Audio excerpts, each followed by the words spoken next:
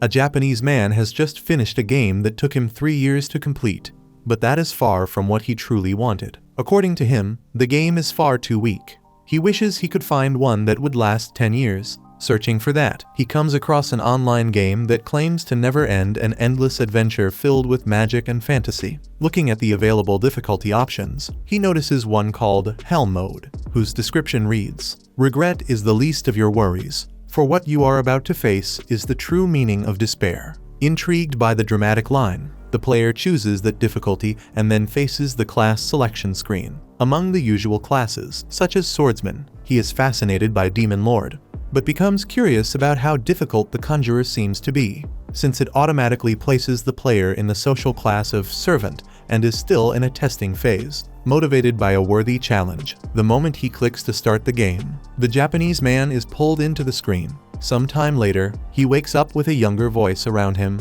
in an environment similar to a womb. In fact, after pushing his way out, he is born again into a place with a medieval atmosphere. After his father picks up the baby, sees that he is a boy, he decides his name will be Alan. Next, we see information explaining that the difficulty Alan chose requires 100 times more XP to level up compared to normal difficulty, but has no level limit. By overcoming despair, we will come to understand the beginning of this world. As time goes by, Alan grows up in a humble home filled with love and attention from his parents. He used to be a 35-year-old Japanese man broke, without a degree, and bad with women named Kanishi Yamada. Now, even though he is a 1-year-old baby and cannot speak, he is able to easily understand the words he hears, mainly because, by luck, Japanese seems to be the main language in this place. Alan was born into a family of servants, just as he selected at the beginning, in a border village where peasants pay taxes to a lord in order to farm the land. His father's name is Rodden. Alan believes Rodden is around 20 years old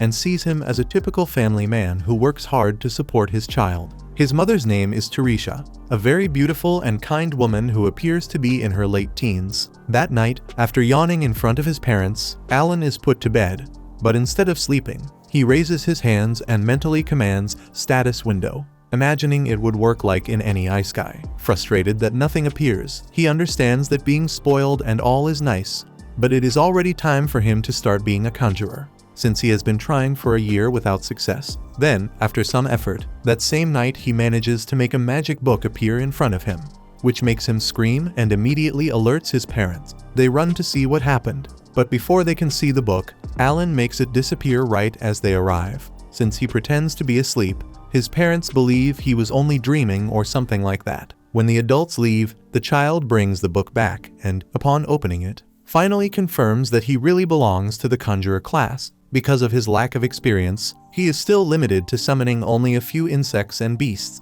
Other than that, he notices a message in the book from someone named Elmia, the god of creation. In this message, Elmia says it took some time to finish developing the class properly, and now that it has been chosen by players, none of them will be allowed to switch. Alan interprets this as the reason why his book took so long to arrive. Setting that aside, he notices there are no tutorials explaining how to play the game, meaning he will have to figure out everything on his own. To test his abilities, the first thing Alan tries is creating an insect, and when he does, a card with an insect of rank H appears in front of him. But upon hearing his mother approaching, he pretends to sleep again. Because he is only 1 year old, he ends up falling asleep for real, unable to control his tiredness. The next day, his normal peasant life continues as always. However, whenever he is alone, Alan now has something new to do, because he can finally develop his techniques as a true conjurer. After creating the card, he summons the insect inside it, a somewhat dumb grasshopper that doesn't understand commands and acts like a regular bug. Checking the book to understand how it works, Alan sees that he must give the creature a name,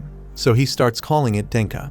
As a pleasant surprise, he notices that Denka gives him a status buff of +1 in endurance and agility. He becomes so happy that he shouts, once again drawing his mother's attention, who understands his strange reactions less and less each day. She even sees Denka jumping near her foot and, startled, ends up stepping on him and killing him at least until he is summoned again. As the days pass and Alan keeps practicing, he eventually learns to summon rank H beasts as well. In this case, a little mouse that is also dumb just like Denka, according to Alan. Even so, it gives him a +1 buff to HP and agility, along with a skill called Dash. At least the little creature uses this ability whenever Alan commands it, which is already progressed. Denka, for his part, has the skill Leap.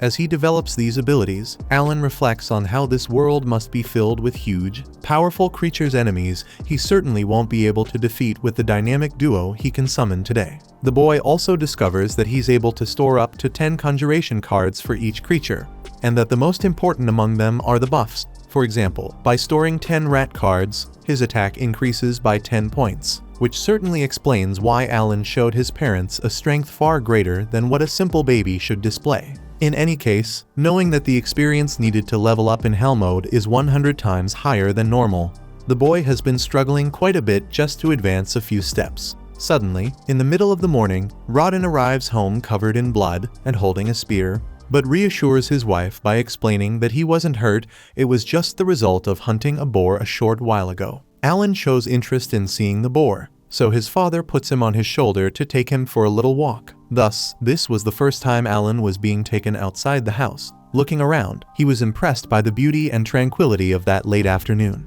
Along the way, Rodden points to a flock of monsters called Albahiron, which always gather and migrate north at this time of year, indicating the arrival of autumn. Speaking of which, Rodden says he named Alan after the Albahiron, because for them, the sky is the limit. These creatures can use their wings to fly anywhere in the world they want true freedom. However, he admits he got scolded when he told Teresia that, since he had chosen their son's name based on a monster. Sometime later, the two reach the boar that had been taken down, a gigantic creature that makes the baby open his mouth in awe. Getting closer, he admits it must be terrifying to face something that size.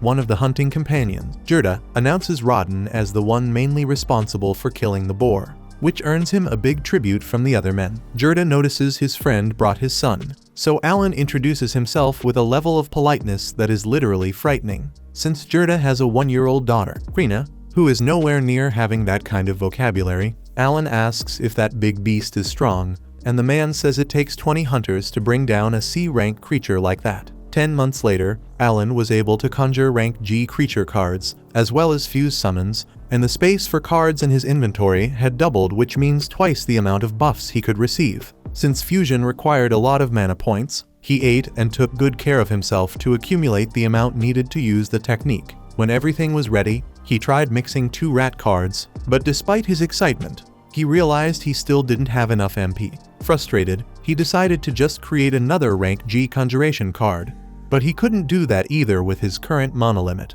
Upon turning 3, the boy could create creature cards such as frogs and moles. Mixing the two, he created a card of a rank G bird, granting a +2 buff to agility and intelligence. From that, he named the bird Chappie, which had the skill vocal mimicry, basically Chappie perfectly imitating Alan's voice. Then he conjured the frog, which he began to call Hopper, bearer of the skill Taunt, useful for distracting enemies. The mole, of course, had the skill Dig, very useful for hideouts and traps. As he developed and studied more about his class, Alan discovered that the secret was to know every status deeply so he could create a powerful combination of buffs for each situation. In his opinion, this was a complex and challenging game, exactly what he had been looking for a long time. On the other hand, it's worth noting that Alan is far from summoning creatures strong enough to stand against the possible dragons and boars the world has. In any case, now that it is 3 in the afternoon, the boy hears the voice of a girl challenging him to a knight's duel,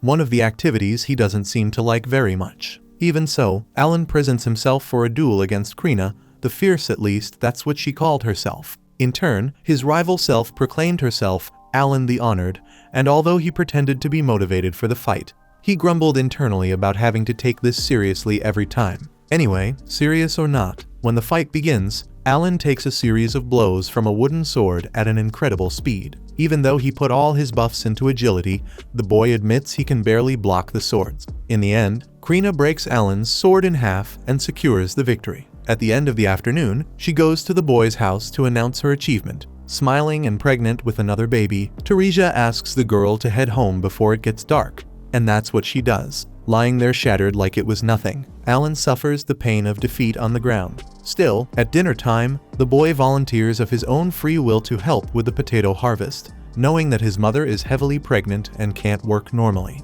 Internally, Alan knows that at this point he has the vitality of an adult man, even though he's only 3 years old in practice. Teresia and Rodden say that children should never have to work, and that the boy should keep playing with Krina, especially because he already helps inside the house. The child insists, but his parents advise him to enjoy himself as much as he can, because the time will come when he will have to work on the farm, whether he wants to or not. Hearing this, Alan concludes that he and his parents will always be servants until they die, practicing this exhausting labor every day without being able to change their fate. Changing the subject, Teresia and her husband say they saw their son throwing stones at a tree earlier and want to know why.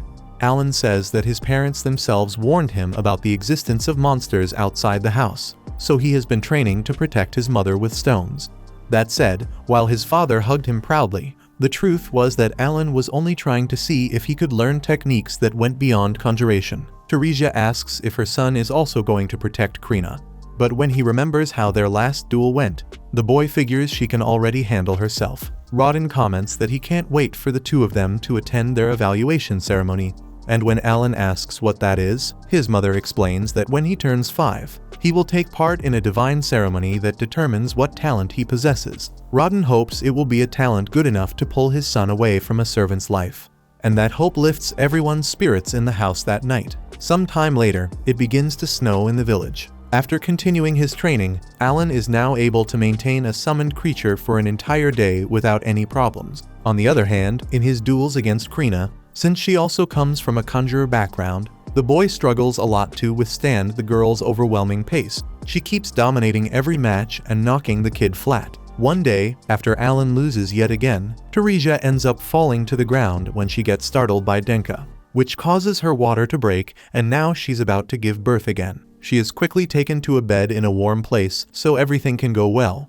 But because he's doing everything by himself, Rodden starts worrying that things won't go as smoothly as he hoped. Since Alan is the only one there to help, Krina runs off to call her parents, so Gerda shows up with Matilda, his wife, to help the poor man. Hours pass as Matilda handles the situation and makes sure the delivery happens without complications. It's such a difficult and drawn-out labor that it lasts until the next day, until finally a baby's cry reaches the ears of the men sleeping outside. When the father goes into the room and learns it's another boy, Teresia asks him to choose the name. So Rodden names their second son Mesh. Teresia really likes it, but hopes he didn't take the name from some monster. The poor guy tries to explain himself in every possible way, but Teresia starts laughing. When everyone begins laughing together, Alan can't help thinking about something he has thought ever since he reincarnated into this world. He isn't even a little bit sad about leaving his entire past behind, because the difference between his old life and this one is enormous. It's true, of course, that he'll give everything he has to progress in the game to obtain the best equipment and spells, but when his parents call him over to meet his brother, Alan feels that there is much more to this life than glory and achievements. From that moment on, he decides that his greatest goal is to free his family from servitude. Sometime later, when Alan is 5 years old, he asks his father what the aptitude ceremony is like, and the man explains that it's a special event where everyone from servants to nobles must participate when they turn 5. If Alan shows good aptitude, for example, he might have a chance to rise in life and stop being a servant. The problem is that he'll have several rivals. The boy doesn't understand what that means, so his father explains that when they first arrived in these lands, people started having child after child. In other words, there are a whole bunch of kids the same age as Alan right now. At that moment, Krina appears over the father's shoulder and calls Alan so they can go to the event together. With that, the four gather, and after the walk, Krina is impressed by the number of houses they find in the village where the test will take place. While Alan looks around in admiration, Krina swears she will become a knight if she's designated as a swordsman. When they arrive at a church where the test will be held, Alan notices the commoners wearing clothes much nicer than his, obviously having more money than his family. He even hears some guys picking on him for being a servant. Amid all this, the religious officials open the church door and ask for the blessing of Elmia, the god of creation, so that all children may have equal opportunities. Since this country has seen heroes whose bloodlines once belonged to servitude. For example, Claces, the saint, was a humble commoner by birth, while Diverg, the sword lord, was once merely a servant. Feeling hopeful after hearing this, Alan recalls that before he reincarnated, he saw that classes like hero and sword lord needed to start in lower social classes. Next, the participants are called inside the church to begin the long-awaited evaluation. Alan notices the statue of Elmia, the god of creation. Then the leader of the religious group invites the village chief, Deboji, to begin the evaluations with his son, Palomas. Every child must touch the crystal ball. Then the attributes and talents that are revealed will be written on the metal plate behind the priest. With that, tension takes over the village leader, who starts sweating from so much anticipation. Not very differently, his son approaches the crystal ball.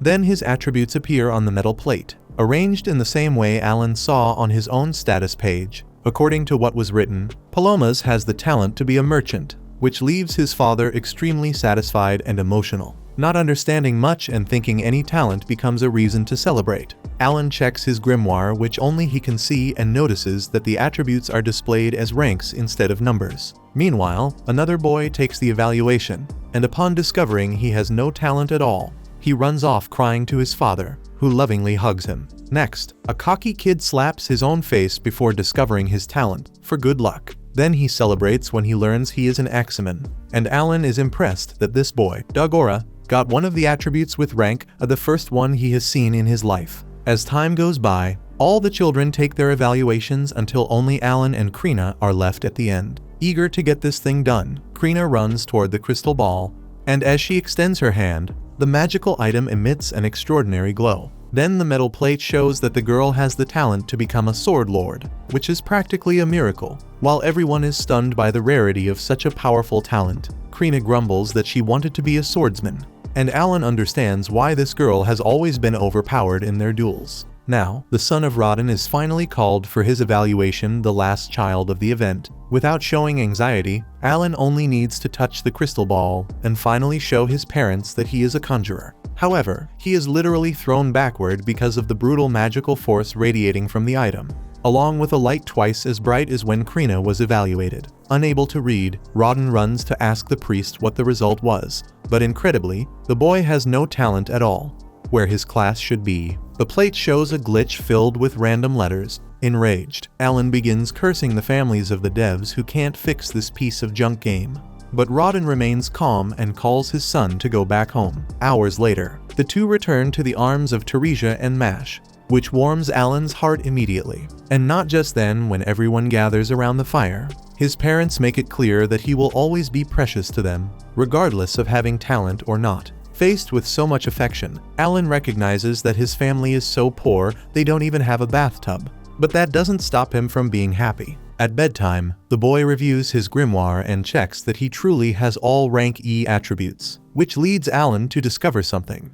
He is the only one in this world playing on Hell mode. Everyone who took the evaluation was 5 years old, which means they should all be level 1 just like Alan. However, it seems that the rank system probably reflects how much development they can expect each time they level up. So the reason Alan has all rank E attributes is because his growth speed in Hell mode is almost 100 times slower than normal, and this seems to mean that his ranks are showing the same fraction of the real value. After spending a lifetime playing easy games, Kenichi Yamada was reborn into this world where he is the only player on Hell mode, which could drive anyone insane in his place, but Alan refuses to give up. After all, he threw himself into this challenge precisely to put ridiculously easy games in their place. Speaking of which, it was pretty clear that the nonsense written in place of his class was just a clumsy glitch. So the devs should fix it soon, and Alan is ready to complain to those guys until everything is perfect, just to prove that no one should mess with a gamer with no social life. The next morning, Alan asks his mother why his father is like that,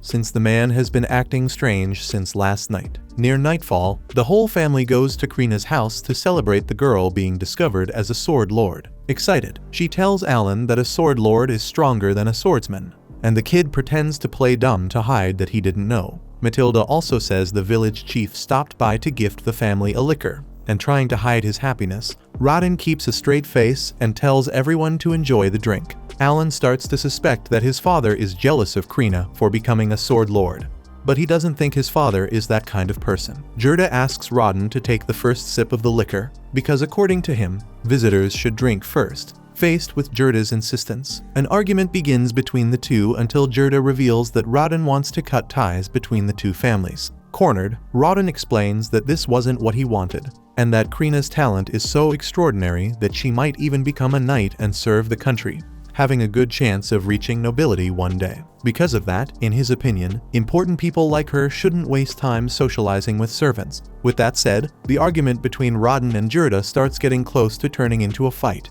So Alan asks Krina to do something about the two of them, but their wives get there first, showing that physical aggression can also solve problems. After the punch Matilda lands on her husband's face, Alan learns that you shouldn't mess with that woman.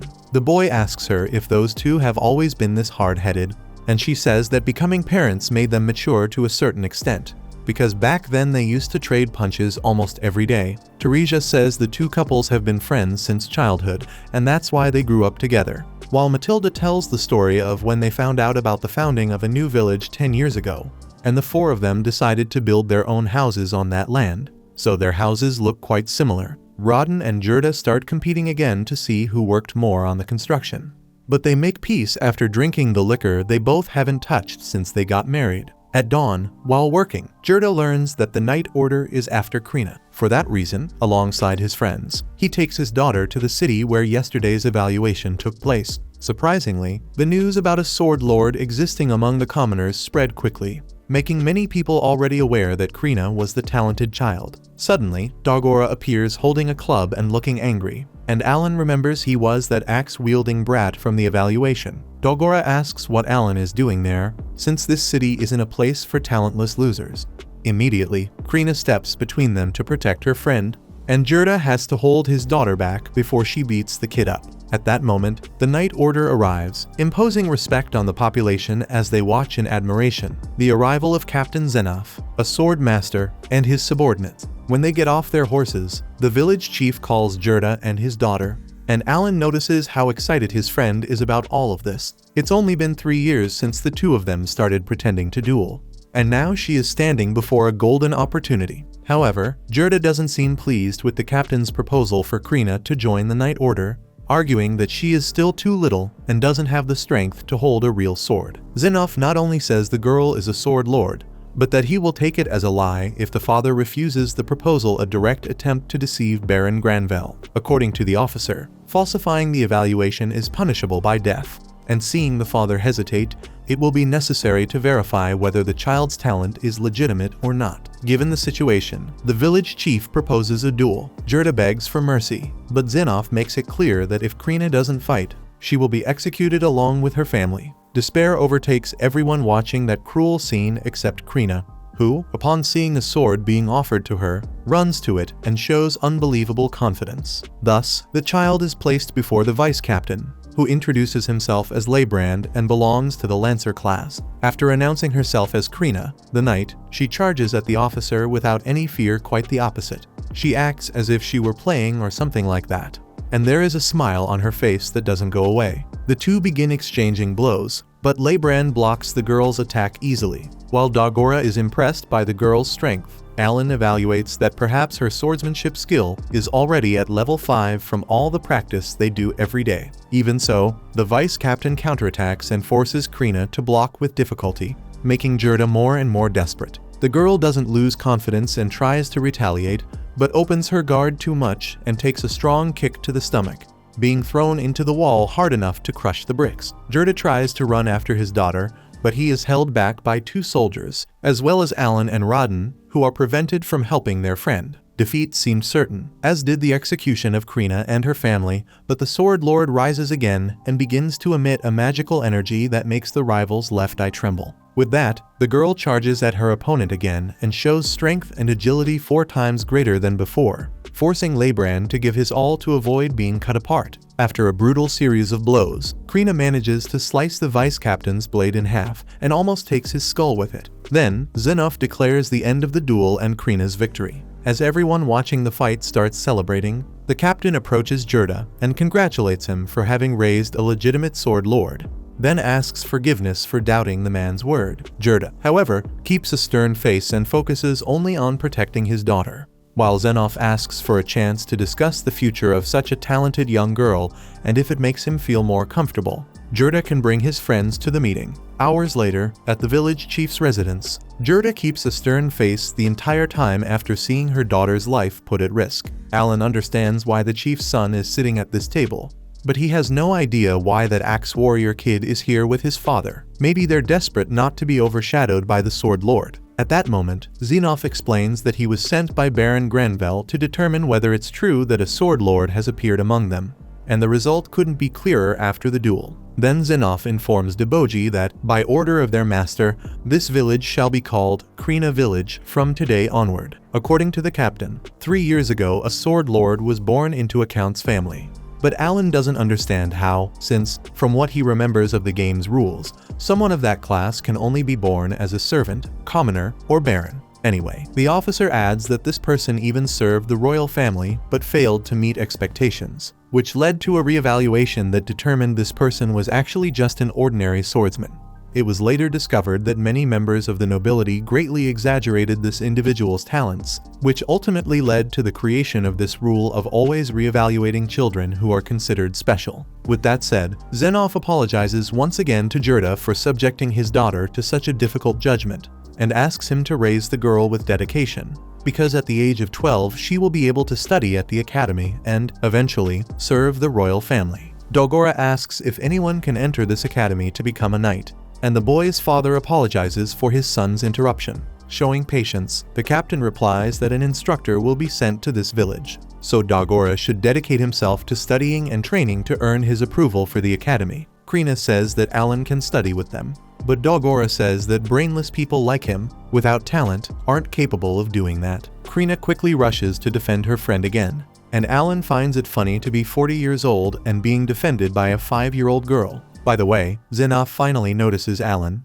and upon realizing who his father is, he stands up from his chair to greet Rodden, the boar hunter, a true local legend. Rodden doesn't understand where all this admiration is coming from, and the captain explains that his baron is passionate about the boar meat served by their village. In that moment, Alan thinks about how his father and the other workers risked their lives to hunt that beast. But the baron was the one who kept the meat. Still, he is happy about the respect the captain is showing Rodden. After the meeting ends and the two families separate, Rodden comments to his son about how Krina might become a heroine like the ones from the stories, but that even servants like him can sometimes be acknowledged by nobles. In any case, the man believes his son still has a chance to achieve great deeds in life, since he carries his father's genes. With that said, Alan takes out 2 fruits he stole from the meeting to give to his mother and brother, and the two burst into laughter when Rodden shows that he stole even more. The next day, the boy is overjoyed with some excellent news. He finally leveled up his conjuration skill, unlocking the enchantment technique and gaining the ability to summon F-rank creatures. Apparently, he still needs to fuse 2 cards together to create a new one. Just like what happened with Chappie, the bird. Right away, the kid gets totally hyped at the thought of summoning some Shinryu-like dragon, and he also gets excited about the fact that his card inventory limit increased from 20 to 30. It's been 2 years since Alan last leveled up his conjuration skill, which explains his happiness. That night, as the family gathers around the indoor fire, Teresia feels her 3rd child kicking inside her now huge belly. Alan offers to wash the dishes to ease his mother's workload, while Mash asks if he's going to get a new baby brother. Teresia comments that, because the kicks are a bit gentler this time, the next baby will be a girl. When her husband points out that it's time to think of a name, she reminds him that he promised she would be the one to choose the girls' names. While Teresia thinks about it, Alan celebrates after receiving a message from Elmia in his book saying that all his mana points have been fully restored. His parents notice that he's always spaced out since they can't see the book. They must assume the kid is a bit delusional, and they joke about it with him. So the boy changes the subject and mentions how his father's scar has improved. Rodden explains that he got that mark after going through the trial of the gods during today's boar hunt. When Alan asks what that means, his father explains that the trial of the gods is a special moment that sometimes occurs during hunts, when you suddenly feel a surge of energy that heals all wounds and wipes away all exhaustion, which is always great. Hearing this, Alan imagines that this must be how people describe the process of leveling up in this world. Since his father is a veteran boar hunter, highly respected by the community, even though Alan can't check his status, He assumes his father must be at a pretty high level. On the other hand, even though Alan celebrated his recent evolution, he's still level 1 and he'll stay that way unless he fights creatures strong enough to give him some XP. The problem is that servants like him can't leave the village without permission, unless they're going out to hunt, which is the only exception. Because of that, Alan volunteers for the next hunting expedition.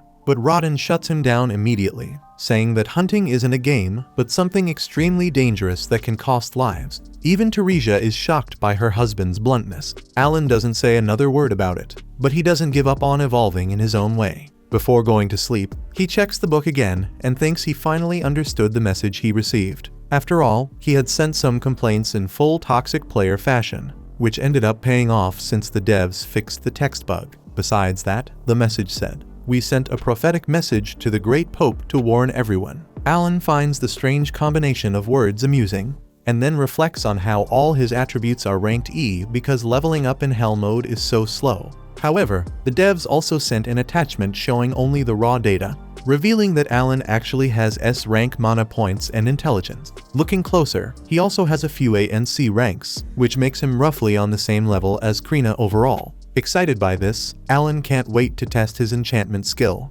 so he tries it on Denka. The result is a boost to the monster's stats, the same stats that work as buffs for the summoner resistance and agility. However, when Alan enchants the insect, the enchantment does not affect the buff, which stays the same. When summoned, Denka wasn't larger or more intimidating, even though he was clearly stronger. This shows Alan that being a summoner is much more than simply calling forth giant creatures. Speaking of size, Teresia eventually walks into the room and is startled at the sight of Denka, so she steps on the poor thing again and kills it. A few days later, in the morning, Rodden heads out to hunt, while Alan, after spending several nights enchanting and removing enchantments, discovers that card enchantments don't disappear, which means that as long as he has mana to spare, it's a good idea to enchant every card he has in his inventory. He experimented with several card fusions, but still hasn't managed to unlock any new type of monster. After using every possible combination, he's left with only one, so the boy prays that all his luck is gathered for this final attempt. He combines the F-rank insect with the F-rank bird, and the result is quite unexpected, although not exactly satisfying. The card he gets is called Grass F, and the kid had no idea that grass was something you could even summon, to be honest. On the other hand, the thing has an impressive buff of plus 7 mana points, which can go up to 12. For a summoner like Alan, that's pure gold. Normally, he would expect to spend decades leveling up in Hell mode, but maybe this new card can cut a few years off the journey. Without wasting time, he summons the card and notices it's basically a walking apple. He decides to call the creature Apo, even though he knows it doesn't sound very original. Looking at Apo's twig-like arms and legs, Alan assumes it isn't meant for combat. Then the creature displays its panel showing the skill Aroma, which essentially means it buries itself underground and grows a small sprout from the top of its head that sticks out above the surface. At least, as the skill's name suggests, the smell is pleasant like essential oil.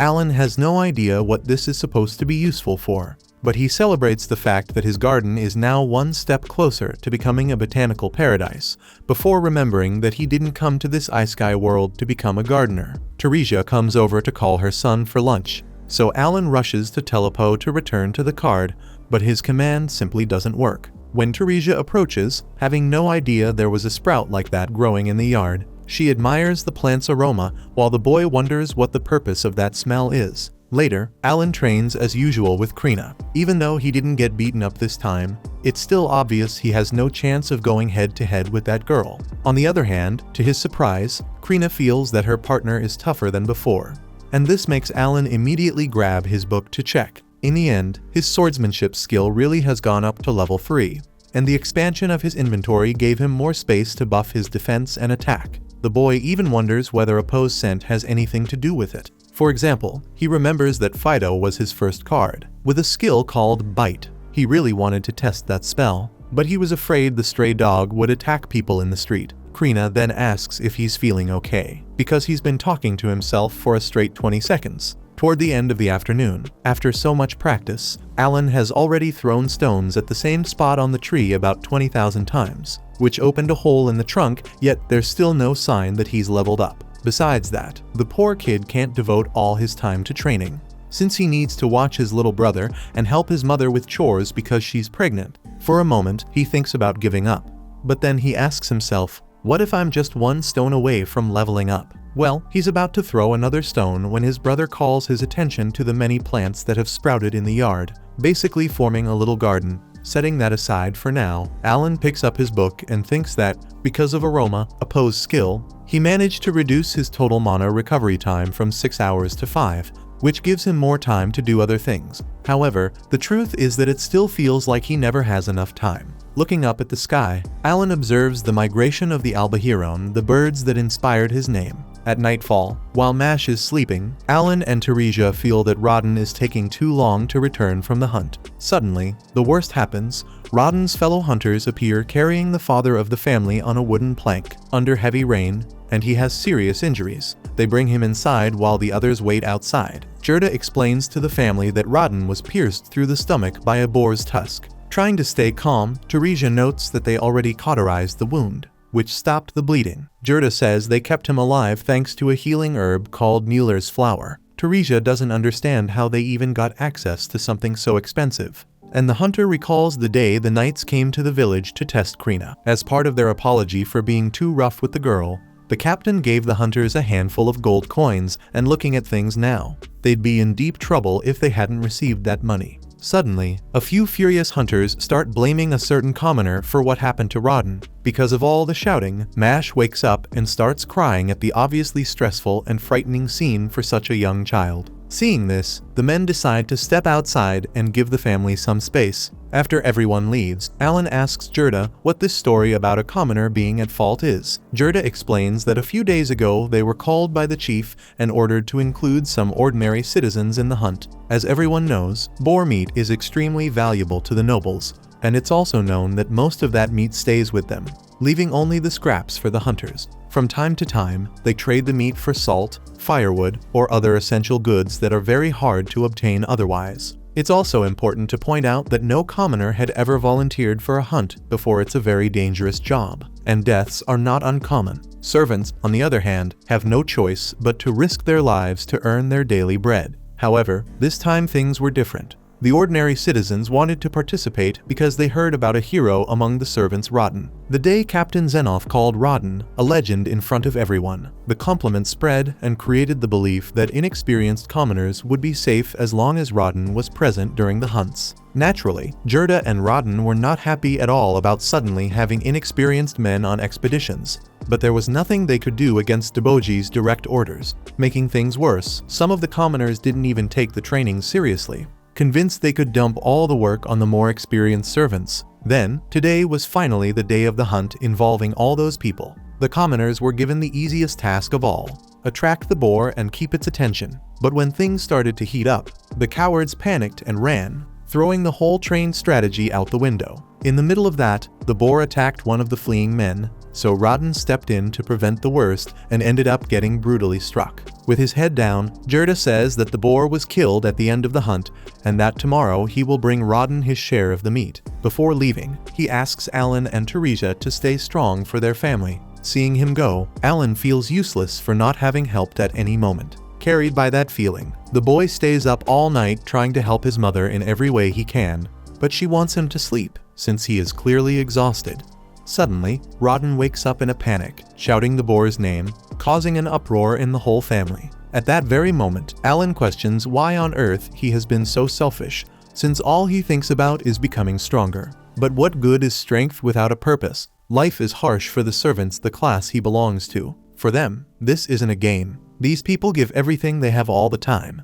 They kill a lion a day just to survive. And Alan has a little brother to take care of, with another one on the way. In the midst of all this, Gerda arrives with their share of Rodden's meat and is glad to see her partner looking a bit better. She then promises that she will help the family protect themselves from the winter cold while Teresia's husband is unable to work. Motivated, Alan asks his father to rest and promises to keep his family safe. This time, Rodden doesn't argue with his son or try to hold him back, because the boy's expression is pure determination. In fact, Alan starts joining the servants' group in lighter activities, and strangely enough, He shows unbelievable strength for a child his age. Given the circumstances, Alan grew tired of pretending to be weak and decided to show his real strength. The situation is dire, and since the village already sees Krina as a heroine, no one will be too shocked to work in physical labor. The conjurer removed all the mana point buffs and converted them into physical strength, then used the excuse that he inherited that strength from his father.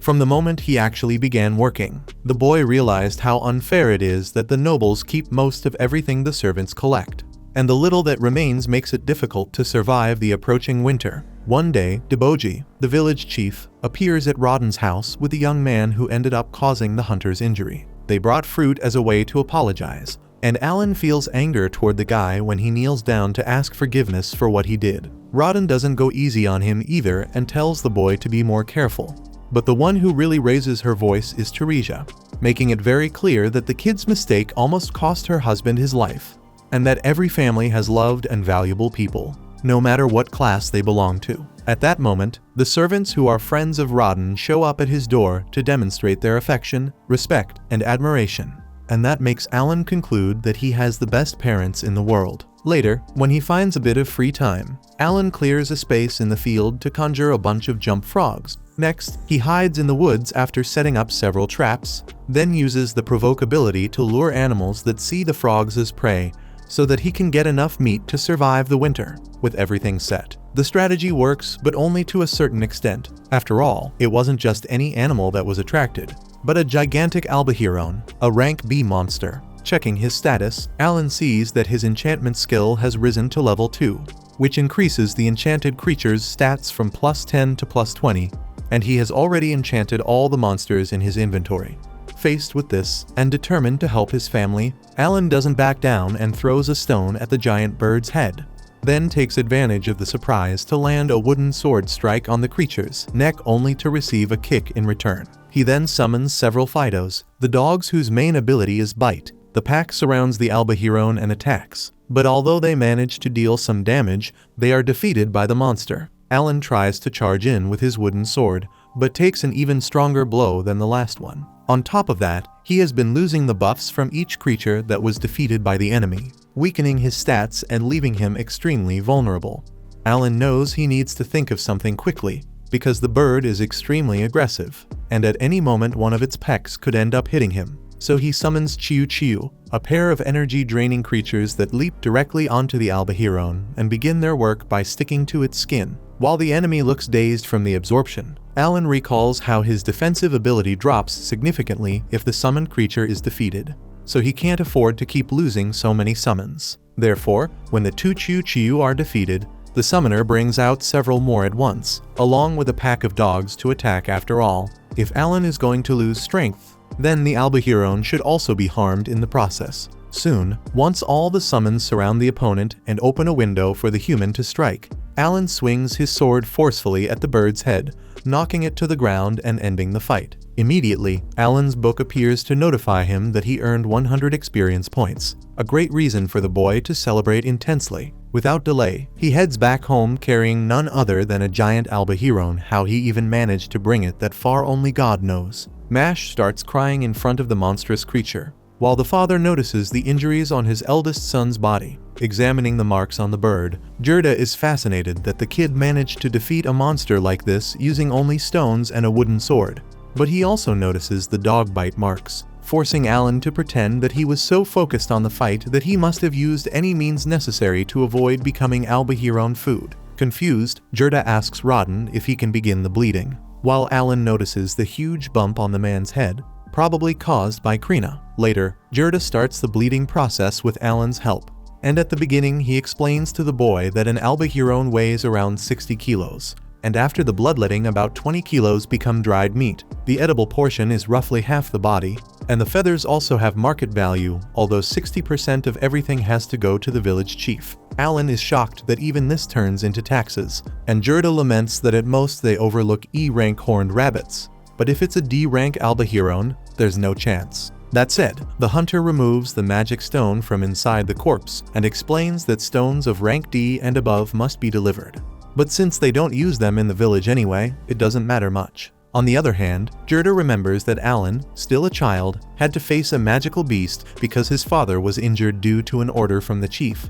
And maybe that could open room for a more favorable negotiation for the servants. With that, Alan approaches and whispers a few things in his friend's ear. Later, at the village chief's house, Gerda tells Deboji what happened, including the fact that Alan had gotten involved in such a dangerous hunt. Even so, the chief's eyes widen with desire upon seeing the much-coveted bird.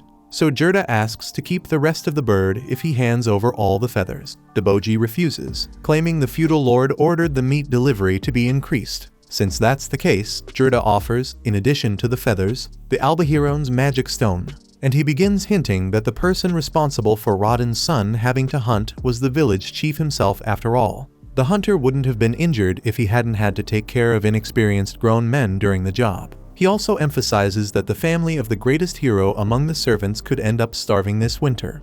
While Alan pretends to be extremely hungry, making a pitiful face, realizing he is at fault, Deboji ends up admitting that his order caused problems, which allows the servants to push forward and get what they want. In the end, everything works out, and they keep all the meat in exchange for the feathers and the Albahiron's magic stone. The next day, Alan seems to have enjoyed the game of hunting Albahirons so much that he repeats the same strategy that worked last time.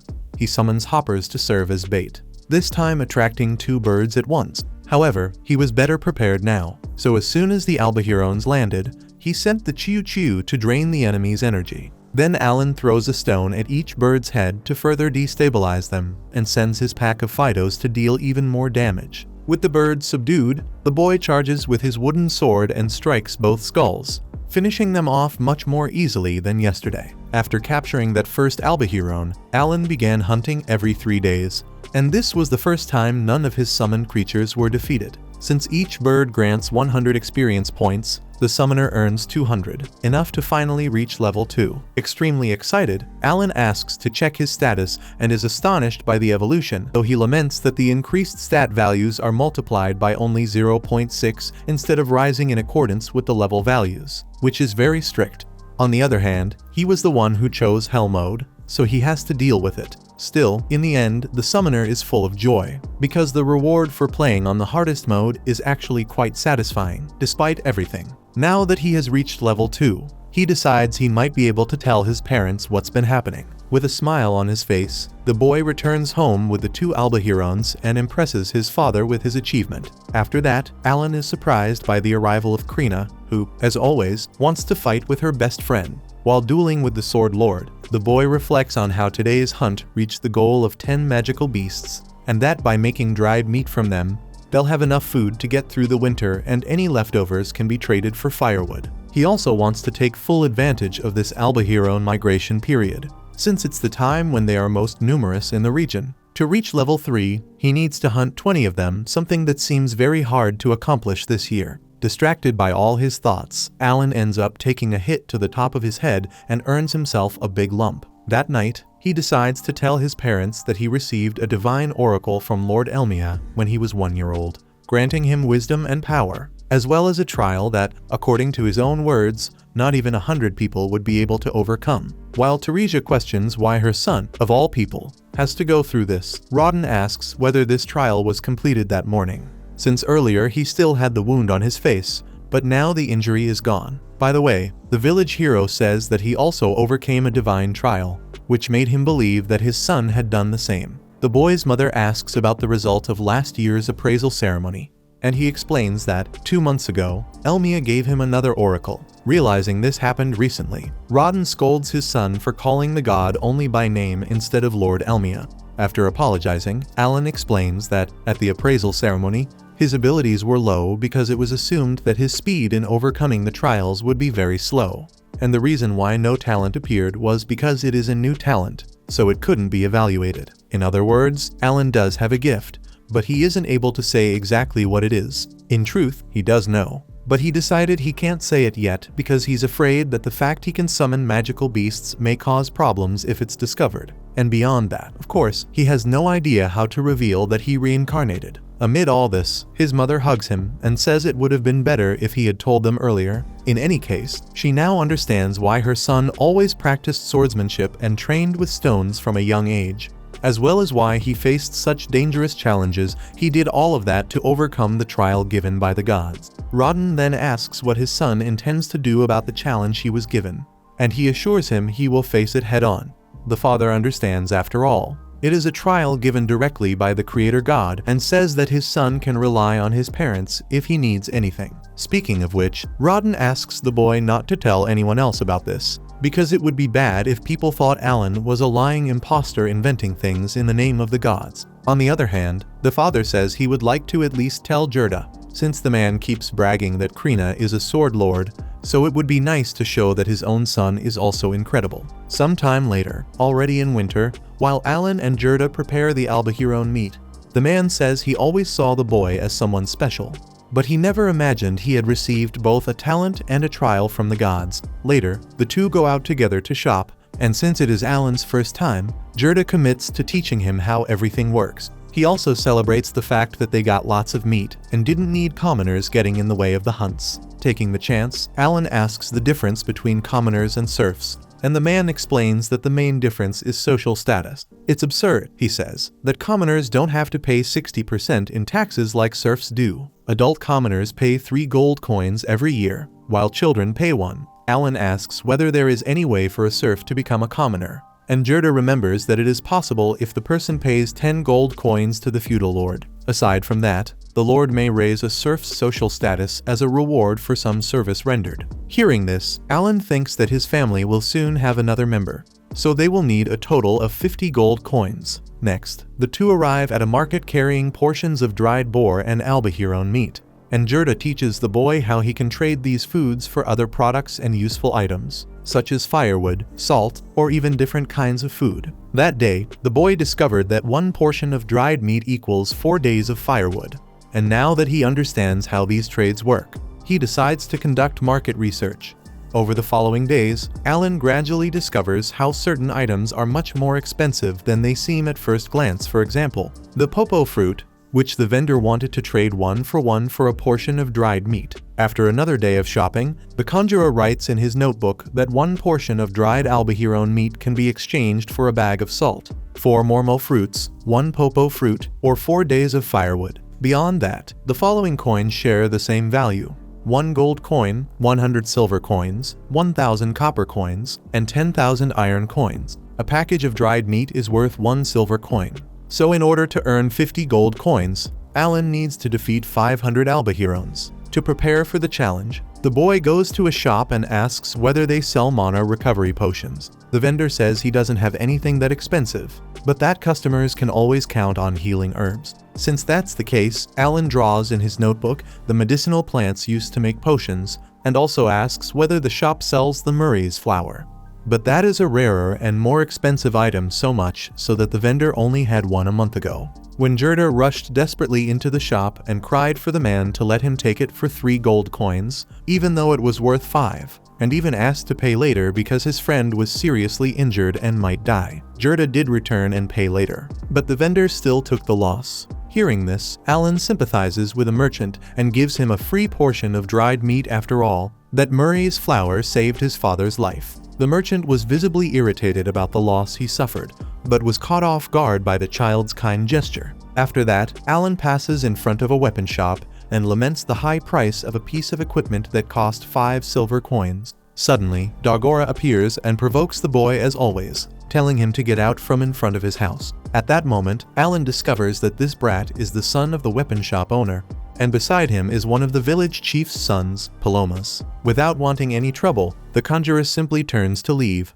but Dagora doesn't care and goes after him to start a fight. When he's pushed, Alan evaluates that this guy is clearly a player killer from online games, so even if this fight won't give him experience, he points his wooden sword at the bully to see if he'll keep up that tough attitude. Dagora calls his opponent a coward, while Alan teaches him that the world is not a fair place, but since he's nice, he'll let the axe wielder find whatever junk he wants to use as a weapon. Without delay, Dagora runs off to grab a club to face his archenemy, and the two enter a duel. After a brief exchange of blows, Alan creates some distance and evaluates that, as he imagined, the attacks of an axe warrior are really heavy.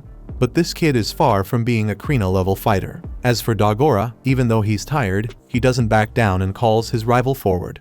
so Alan lands a quick strike that sends his club flying into the air, thus easily subduing the axe wielder, who had to swallow his pride and admit defeat. At night, already at home, Alan watches his father change his bandages and say that he's feeling much better. Years later, at Krina's house, to everyone's surprise, Dogora is training with Alan and taking a humiliating beating as always, while Krina lightly trains with Mash, who will have his evaluation ceremony in 2 years. Entering the house after training, Alan sees his younger sister, Mira, who has already been born by this point. In the middle of this, Rodin arrives home with Gerda after the two were called by the village chief for a conversation. According to what was said in that meeting, the amount of boar meat that must be delivered to the feudal lord will increase from 10 to 15, so the commoners will need to join the hunts again. Obviously, the serfs protested, but this was a direct order from the feudal lord, and nothing could be done. If they don't hunt 15 boars this winter, the lord will recruit serfs from another territory, and if more serfs come, there will be less land for each person. Besides that, serfs who don't participate in the hunts may have their lands confiscated.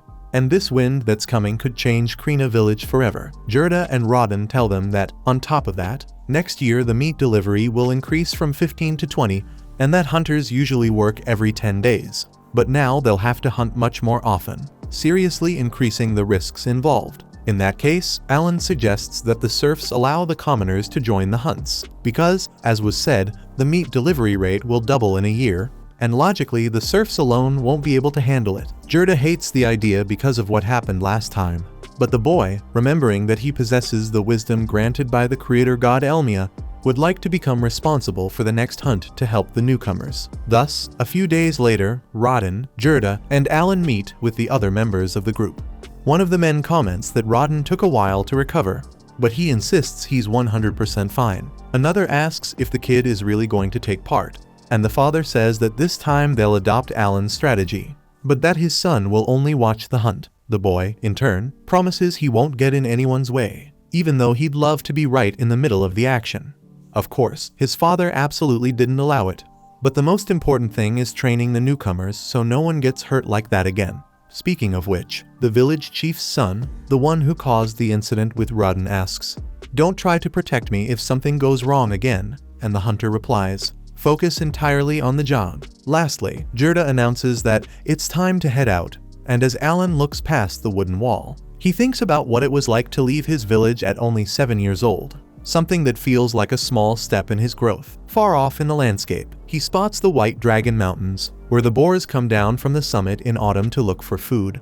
And legend says there's a mythical white dragon living somewhere on the peak, exactly the kind of story that motivates the boy even more. When they reach the destination, Rodin asks all the hunters to simply stick to what they were trained to do, and then sends everyone to their posts. Some time later, 2 hunters come running out of the forest after luring an enormous boar, and Alan personally feels what it's like to fear such a deadly beast. As the monster charges toward the pair who served as bait, a group of hunters closes in and drives their spears into its body to slow its powerful charge. Then the rest of the men attack the creature's flanks and start making it bleed. In the middle of all this, the boy reflects that everything is going according to plan. The bait team attracted the boar, the tank team managed to hold it back, and the attack team struck at the vital organs. This is the method his father and the others have been using for 10 years without needing great talent to execute it. At that moment, the boy calls for the chief's son to get ready alongside another young man, and he knows it's not a good idea to rely on those 2 skinny kids to tank anything to begin with. Speaking of which, as soon as the pair steps in, Gerda warns, "Don't stick those spears into your comrades," which already shows how little faith they have in the peasants. Either way, they join the attack and drive their weapons into the boar's tough hide.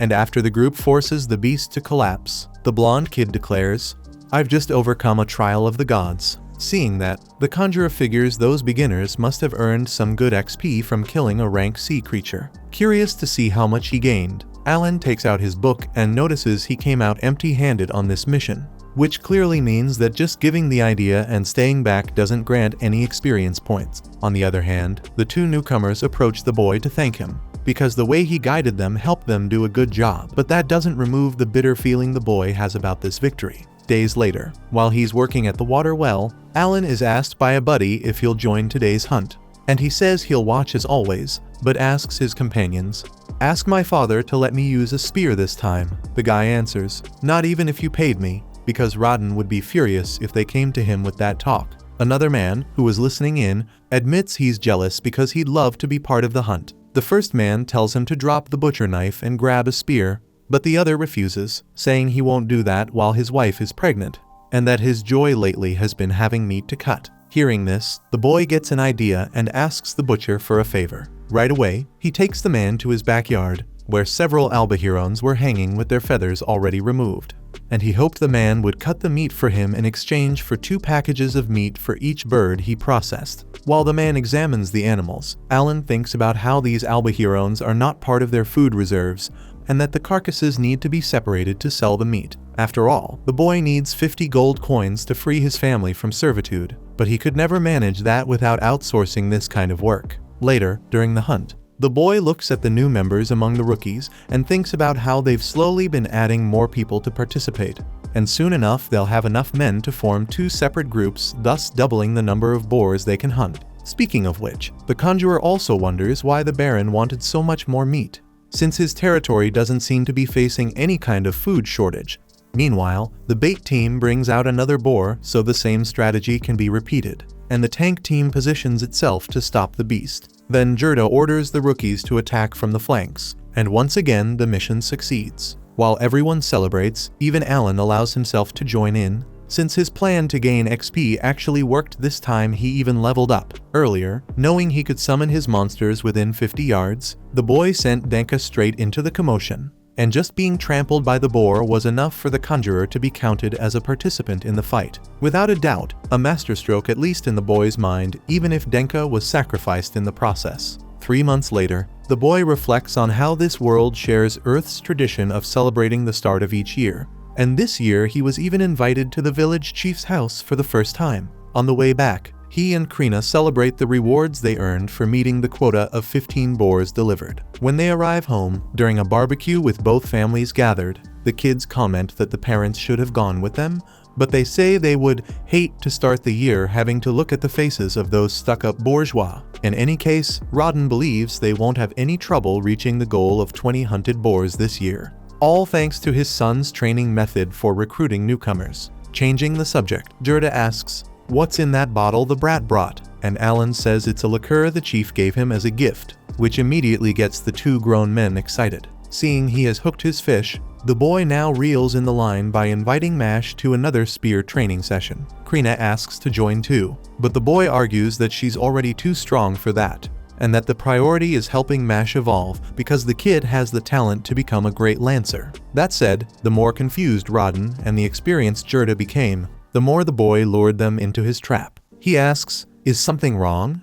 And the 2 comment that the boy doesn't seem willing to hand over that bottle of liqueur. Alan makes it clear that it was a gift he received, so it belongs to him. Now, since he obviously isn't old enough to drink, he agrees to give the drink to the 2 men, but only if they beat him in a small competition. The condition is as follows. If Alan wins, the caster will be allowed to carry a spear during all of this year's hunts, and the contest will be an arm wrestling match. Obviously, knowing they already have it in the bag, his father and his friend accept the offer without thinking twice, and everyone gets into position. With everything ready, before the start of the match, Alan filled his inventory with Fido cards to receive a tremendous attack power buff. So when Krina signals the match to begin, Gerda starts off easily overpowering the boy until suddenly the kid begins to turn the tables with an unreal amount of strength, eventually winning the arm wrestling match. Next, after a short rest, it's time to face his father. When Alan grabs his father's hand, he notices for the first time the number of calluses there, proof of the hard work this man does for his family every day.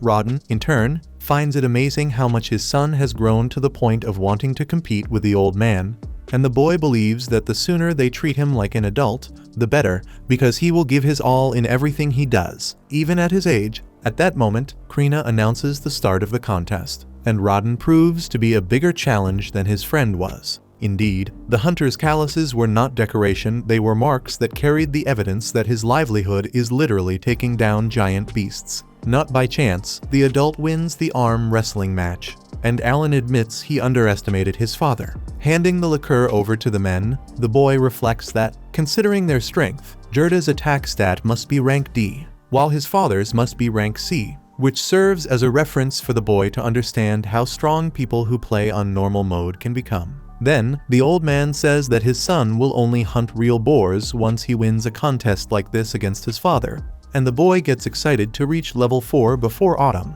Meanwhile, after devouring all the meat, Gerda tells his wife to bring him more to eat, and when the woman puts the brute in a headlock, the boy assumes Matilda is also rank C, even if she doesn't look like it at first glance. 6 months later, in June, the boy celebrates leveling up. Upon reading what he gained with it, he discovers he is now able to summon rank E creatures, as well as a new type of monster. Imagining he needs to make a fusion to find out what type it is, he sees that his inventory has increased by 10 more slots for new cards, and he also learns that the buffs each summoned creature provides increase with each level gained. So he could beat his father in an arm wrestling match if he used 40 rank E cards. Besides all that, he notices a skill that has no level listed next to it, so he assumes it's a fixed ability. Suddenly, the book turns the page by itself and displays a magical hole so deep that Alan doesn't hear any sound when he throws a stone inside. However, when he puts his hand over the hole, he receives a mental image of the stone and a description of the item, meaning this is some sort of storage. Testing it, he discovers he can store basically anything in there, as long as it fits. Later on, while staring intently at the living room fire, the boy can't get a question out of his mind. If accumulating many items is one of the most important factors for any RPG player, why did he receive a god-level storage so quickly, and right now? After all, any important item, whether a key or a magic carpet, usually comes to you when it is truly necessary, so this must mean something. Anyway, the boy goes out to try his rank E summons.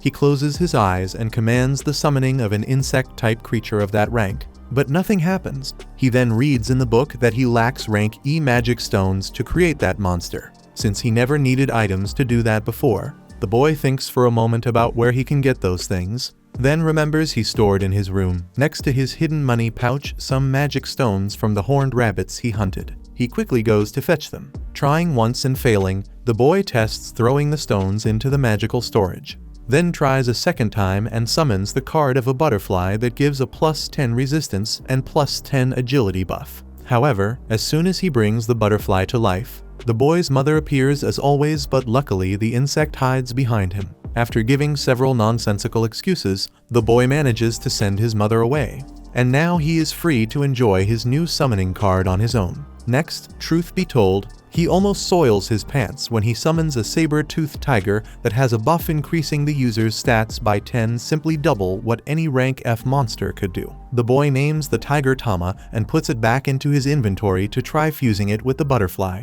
but for some reason, it doesn't work. So he throws another magic stone into the storage and tries again, this time managing to create a rank E bird card. That's when the young summoner realizes he'll need a lot of magic stones if he wants to evolve any further. Later that night, during a conversation with the family, Rodden forbids his son from hunting horned rabbits, since they can be dangerous for children. Besides, he has no idea how the kid even managed to get close to those animals, considering he and the men dug a trench around the village a few years ago. That leaves the boy worried about how he's going to get the item he needs so much. The next day, while Krina is beating up Dagora under the excuse of training, Alan asks Pelmoas what he knows about magic stones. Pelmoas explains that they're small, infused gems that monsters have near their hearts, usually used to strengthen or activate magical tools. According to him, there are many different types of these stones in the royal capital. Rank D and C stones are useful to the people there, but rank E stones are basically trash. You can even find them lying on the ground. With that, Pelmoas spots a rank E stone in the backyard and hands it to Alan, who decides to search for more. Sometime later, with the help of his farmer companions, the summoner manages to gather enough stones to create all the rank E cards he was missing. But before he can test his new acquisitions, Alan is caught by surprise when his book suddenly flies into the sky during a strong gust of wind and summons, on its own, a falcon named Hawkins. Right after that, a wild boar bursts out of the woods and knocks the boy down from behind, so a bean-like creature named Beansy is summoned to heal him. Then the butterfly Papillon appears out of nowhere and releases a powder that makes the boar drowsy. With that opening, Tama leaps in, striking the enemy and finishing it off. However, another boar comes rushing at full speed to attack Alan directly, so a literal wall with an eye wall places itself in front of him, serving as a barrier for the beast to crash into and pass out. At that moment, the boy opens his eyes and the wind fades away. He notices that none of his monsters are beside him, which makes him wonder if everything wasn't just a hallucination. Troubled by that thought, he lies down on the grass to reflect, realizing that in this hell mode version of the game, there's no tutorial option, so he has to figure everything out on his own. Convinced that each type of summon has a specific role, he conjures the new cards and observes that insects are good for debuffing enemies. Beasts are highly offensive. Birds are useful for scouting and gathering information. Plant-type monsters work as healers, and stone creatures make excellent defenders. Putting them all together, Alan feels like he has a multifunctional party right in his pocket. And that versatility is what makes the Summoner class so good. It also helps him understand why he received the storage feature at this stage of the game. He wouldn't be able to carry so many magic stones otherwise. With that strength in hand, the boy believes that someday he might become even stronger than the Demon Lord. The next day, Alan, Rodden, and Gerda are at the village chief's house, where he informs them that the Baron will visit the village next month. Just hearing that already irritates Alan, since that's the clown who's demanding 20 boars in a single year. Speaking of which, Deboji explains that the Baron is interested in personally watching the servants hunt. Gerda also gets annoyed, because it's not enough for the man to demand that much meat, now he wants a little show as well. Rodden, for his part, doesn't care much about this, but he doesn't understand why Alan was asked to go along. The chief explains that the boy will be used as a guide for the Baron, and Gerda questions why Deboji doesn't take his own son instead. He replies that Palmoas isn't suitable for that job. In fact, the chief had been hoping Alan would show hospitality to the Baron by hosting a dinner the night before the hunt. At that moment, Alan realizes he's going to be used as a scapegoat to distract that man, and Deboji is trying to win him over with those malmo fruits laid out on the table. Deboji comments that, from what he's heard, the boy has been coming up with several very clever ideas that determined the success of last year's hunts, so he'll certainly be smart enough to do this job. The chief then asks if the kid is okay with that, and Alan immediately thinks to himself how little he personally cares about the Baron, but refusing this service would be stupid. Risking losing the chance to leave his life of servitude, maybe even being forced to hunt like a madman for 10 more years, only to maybe earn the title of commoner someday. After all, there is another way to obtain that ticket to move up in life, since the Baron can grant servants the title of commoner, so Alan accepts serving as his guide. With everything settled, time passes until the day of the important man's visit finally arrives. Surrounded by guards and riding in an impressive carriage, the Baron steps out and is personally welcomed by Chief Deboji, who gives his greetings to Baron Granvelle, thanking them for the warm reception. Granvelle tells his young daughter Cecilia to step down from the carriage. Inside the chief's house, the Baron praises the work the local leader has been doing in Krina village.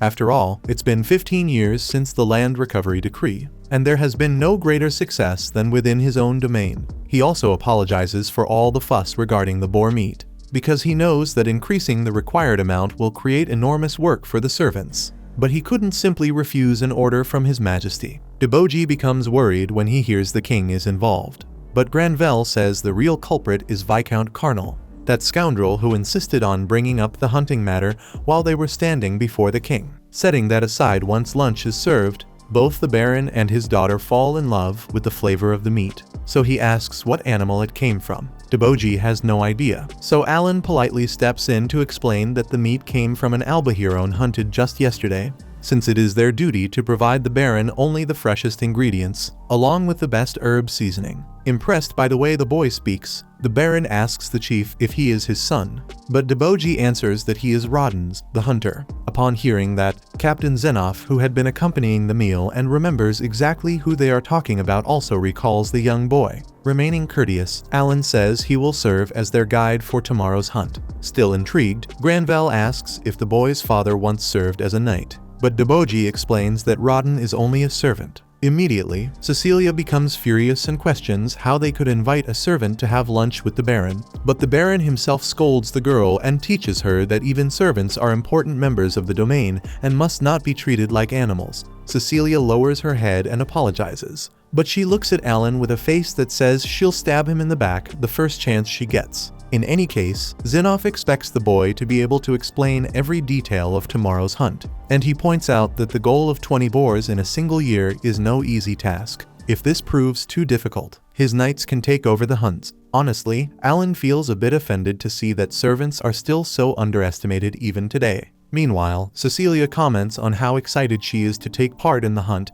and see a really big boar up close, but says it would be even better to see a knight behead one. By the way, Baron Granvelle makes it clear to Alan that once he shows the fundamentals to the knights, they can take on the responsibility of the hunt. Alan replies that 20 boars per year is an insignificant number, and that the servants will have no problem meeting that goal. This leaves Cecilia and Deboji stunned, while the guide promises that tomorrow's performance will convince them. The next day, before they officially leave for the hunt, the Baron instructs the captain to personally take care of his daughter. The group then leaves the village toward the event. Cecilia is more than happy to go along on horseback with the butler Sebas, and the trip goes smoothly until they arrive at the observation tower built by the servants, which will serve as the base from which the nobles will watch the hunt. Once at the top, with exclusive thrones available for both of them, the Baron and his daughter are impressed by the view and by the density of the forest from which the boars emerge. At that moment, when the hunters arrive, Granvelle admits he is surprised to see that they all wear armor, and Alan explains that they made good use of last year's boars, since the armor was made from the animal's fur, bones, and tusks. The boy even thanks Granvelle for granting permission for them to use those parts of the boar. Finally, the hunt begins. 3 hunters enter the forest running, and the Baron asks what they went to do. Alan explains that the objective of that trio is to draw a boar out into the field where the actual hunt will take place. And since speed is essential, they all wear very light armor. Although there are many boars in the forest, the guide asks for patience, since this is a job that can take time. In the middle of all this, Zenov remembers Krina and says that a tutor will be sent the following spring to help the Sword Lord with her studies so she can enter the academy in the next exam. Honestly, Alan can't imagine that girl studying, but he assumes these people know what they're doing. Suddenly, one of the hunters responsible for drawing the prey appears in a rush with the boar right on his heels. Quickly, the tanks move in to box the animal in from the flanks with huge shields which, according to Alan, are made from the hardest part of the boar's hide, the part on its back. Meanwhile, Rodden orders the attack team to advance, followed by the Long Lance team. Alan explains that the Long Lance team is made up of the group's least experienced members, who only joined last year. At the same time, the attack team uses shorter spears, but since they expose themselves more, they wear heavier armor. Then Rodden strikes the beast directly in the neck, which is its most vulnerable spot. After that, Cecilia faints, unable to handle the spectacle. With the success of the event, Zenov comments that these servants may not be knights, but they can certainly be called warriors, and the Baron recognizes the value and skill of these men in battle. With that said, 2 more boars are lured into the kill zone. Zenov then orders Lebrand to be ready to intervene immediately, but Alan assures him there is no reason to panic, since the hunters are trained for this sort of situation. At the same moment, Rodden splits the group in 2 and puts Gerda in charge of the other team. While one boar is pressed between the hide shields, Alan thinks about how the hunters hadn't been able to carry out this task as well for the last 10 years, mainly because of the lack of proper armor and equipment. However, despite the enormous effort, 60% of the meat goes straight to the royal family, while the servants still trade days off to work elsewhere just to secure their basic needs. Obviously, there isn't much money left to invest in equipment, so the best path is to work on effective tactics to increase production and, step by step, obtain the supplies needed to raise the team's level. When the 2 boars are killed, Captain Zenov remarks that now only 17 more are left until the end of the year. But Alan corrects him, saying that in truth, only 10 are left. Everyone looks at the boy in shock as he explains that 7 boars had already been hunted before the lords decided to grace the village with their presence, so it's likely the target will be reached by next month. Because of this, Zenov rules out involving his knights in the hunts, and the boy is grateful, but taking advantage of the Baron's presence, Alan makes 2 humble requests. The first is the construction of 2 more containment shields to increase production. The second is that the hunters need products and goods that are not available in the village, more specifically, liquor. With the Baron's permission, the hunters would like to trade meat for this imported liquor to distribute among the servants, because as production increases and more meat arrives, there is a fear that abundance might reduce the price of this commodity in the village, and exchanging meat for liquor will help prevent an economic downturn.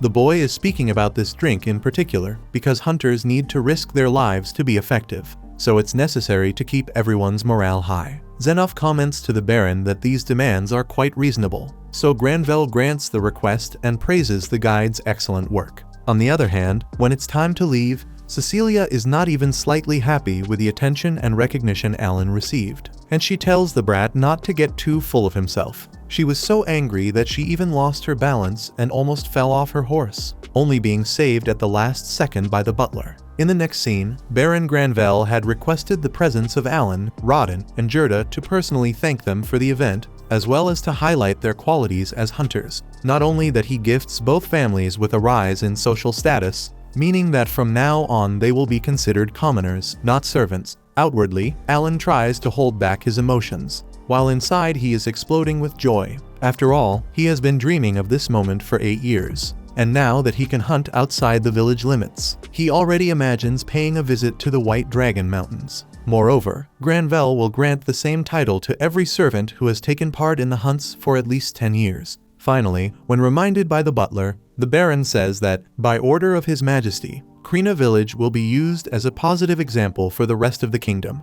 But first he must tell the king the story of how the hunts in this region began. Alan has no idea how this tradition started. So Gerda, knowing this story, carries some painful memories, for Rodden explains that everything began in the spring, 13 years earlier, when 100 servants from nearby villages were sent to help develop these lands as part of the recovery decree. After 6 months of hard work, they had already made significant progress, until disaster finally struck. A gigantic boar attacked the village, and besides destroying buildings, it devoured most of the potatoes and wheat the people had planted for the winter. Because of the lack of food, most servants decided to explore beyond the borders.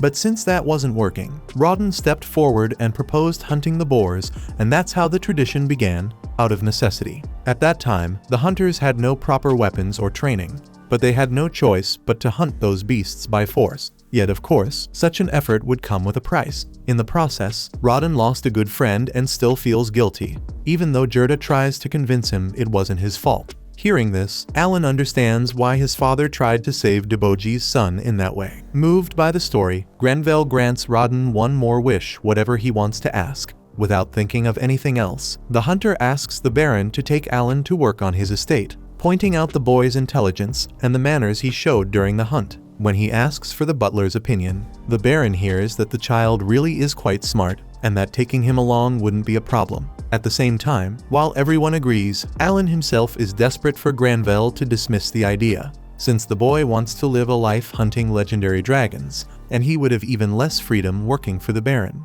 Either way, Granvelle decides that the boy will be his personal servant. Cecilia loses her mind over it and yells that it's disgusting to have a servant in that position, but the butler reminds her that the boy is already a commoner. Desperate, Alan tries to come up with an excuse not to go. However, when he sees his father crying with emotion, the boy changes his mind and commits himself to his new role, promising to serve the Baron with honor. A few days later, Alan's family prepares him to be sent to the Baron's estate, and other servants come to his house to say goodbye, including Krina, who is visibly sad about it. Wanting to cheer up his longtime friend, the boy invites her to one last duel before his departure. So, the two prodigies go head-to-head in a straight brawl, but to everyone's surprise, unlike what has always happened before, the boy is simply overpowering the Sword Lord in the duel. Alan reflects that he used almost all the magic stones he had stored to create 20 copies of Hawkins, giving himself a huge boost in agility. He also thinks about how Krina will leave the village to study at the academy when she turns 12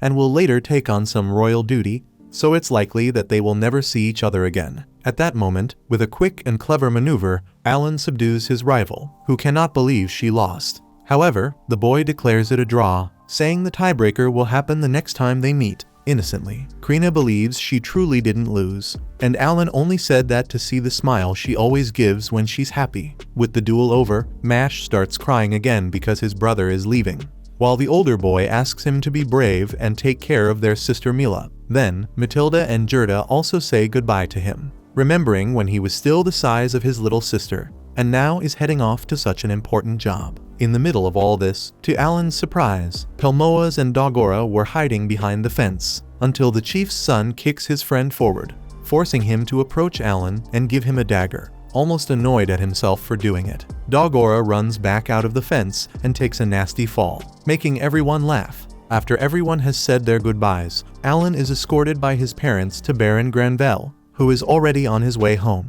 On the way, Rodden tells his son that this is only the boy's first step and that he will reach even better places if he works hard. When they arrive, Teresia asks her son to come back home if things start getting too difficult. Then Alan gets into the carriage and feels awkward looking at Granvelle and his daughter, who already doesn't like him much. At the same time, a tear falls from the boy's eye as he looks out the window and watches the gate of his village closing.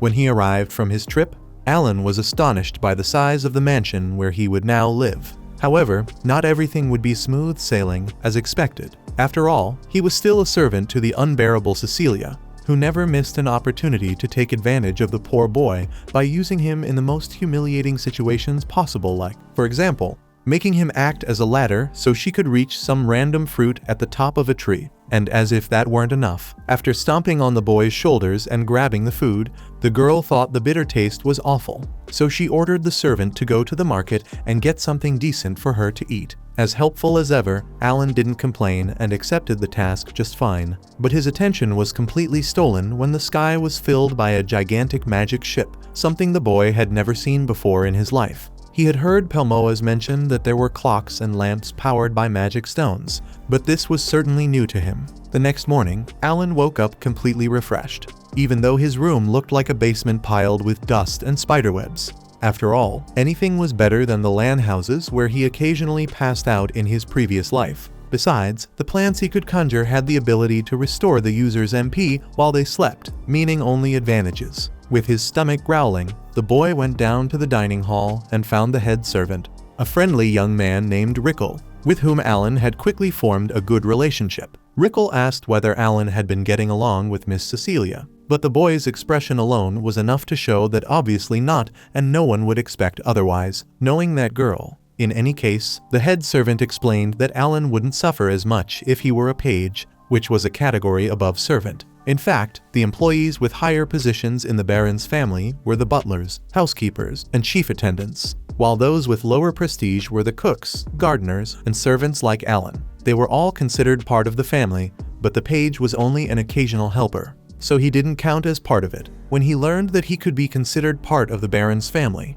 Alan understood why his father cried like a child when he was called to work in that mansion. Speaking of that, Alan understood perfectly why the servants received humble meals, but he was quite surprised to serve the nobles food that wasn't much better than theirs. Setting that aside, the Baron's wife praised the boy's improvement as a household worker, and his polite response made the lady's admiration grow even more. The Baron also thought the boy's manners were incredible, especially for someone without a defined talent. Hearing that, Alan imagined that the man had done his homework researching his life. At the same time, Cecilia seemed to have won the lottery, now having yet another reason to humiliate the boy for free, and of course she didn't miss the opportunity to announce that she was a sorceress, a 2-star talent, while her brother Mihai was a swordsman. On the other hand, this subject always made the Baron's third child cry for being the only one in the family without a talent. Their father had already told the girl 1,000 times not to bring it up, so he scolded her again because Thomas couldn't accept that he had to go to the noble school while his brother lived the life he wanted, going to Academy City as a swordsman. Even so, the father reminded him that it was at the noble school that he met the boy's mother and started a family, so he could have a good future there. As if that weren't enough, Cecilia apologized to her brother and gave Alan a dirty look, as if the boy were at fault for the kids crying. After that lunch, Alan had the rest of the day off, so he told the head servant he was going out for a walk. On the street, he discovered a completely new world after leaving the extreme poverty of his village full of servants. Besides, this was a place with a large, well-structured adventurers guild, and of course, the boy couldn't pass up the chance to visit it. Once inside, he asked the receptionist if he could become an adventurer, since his great dream was to hunt dragons in the mountains. However, his dream had to be postponed when he found out that only 12-year-old children could register at the guild, while he was only 8. Refusing to stop at that, no, he went to the mission board to learn a bit more about what it meant to have that profession. Soon, he noticed that the jobs were divided by ranks,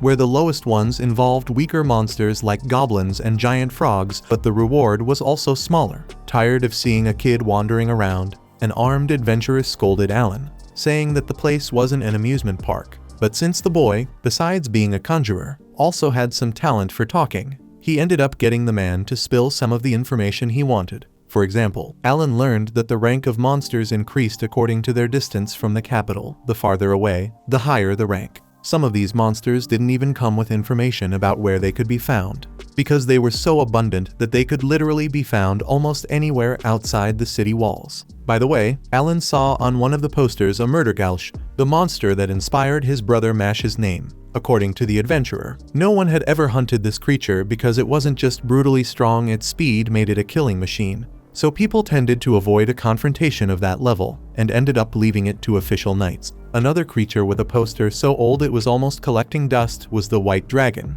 since the mountain where it lived was home to several mithril mines, making it an extremely valuable place. For that reason, the reward for defeating that dragon grew day after day and had been doing so for decades. At that moment, 2 women from the adventurer's party called him by the name Raven. After collecting the reward for today's job, they were ready to head for the tavern. After learning several things about monsters, Alan feels ready to put today's plan into practice. So he runs straight to the gate that leads outside the city. The gate is guarded by a soldier who controls who enters and who leaves. When the man asks for a travel permit, Alan shows him a baronial emblem, leaving the guard shocked, since he obviously didn't expect some random kid to be part of the Granville family. In fact, Alan himself had no idea this thing was so important. But if he managed to leave the city so easily, then it seems the emblem has its uses. In any case, the gate is open so the boy can enjoy his day off however he wants outside the walls. The guard warns him about the dangers beyond the city,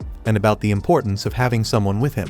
But Alan looked so excited he didn't even listen, or maybe he just felt so confident that he believed it wouldn't be necessary. As he ran into the forest, he knew he couldn't go too deep, otherwise he'd run into creatures far too strong, so he stayed within a 10-mile radius, where there would only be rank D monsters. At a certain point, he summons a Hawkins and discovers it's a bird capable of following more complex orders thanks to its 150 intelligence. So the boy summons several falcons to track down pockets of monsters around the forest. After that, Alan summons Tama, the saber-toothed tiger, but quickly realizes that the feline's 28 intelligence makes him a little too dim to follow orders well.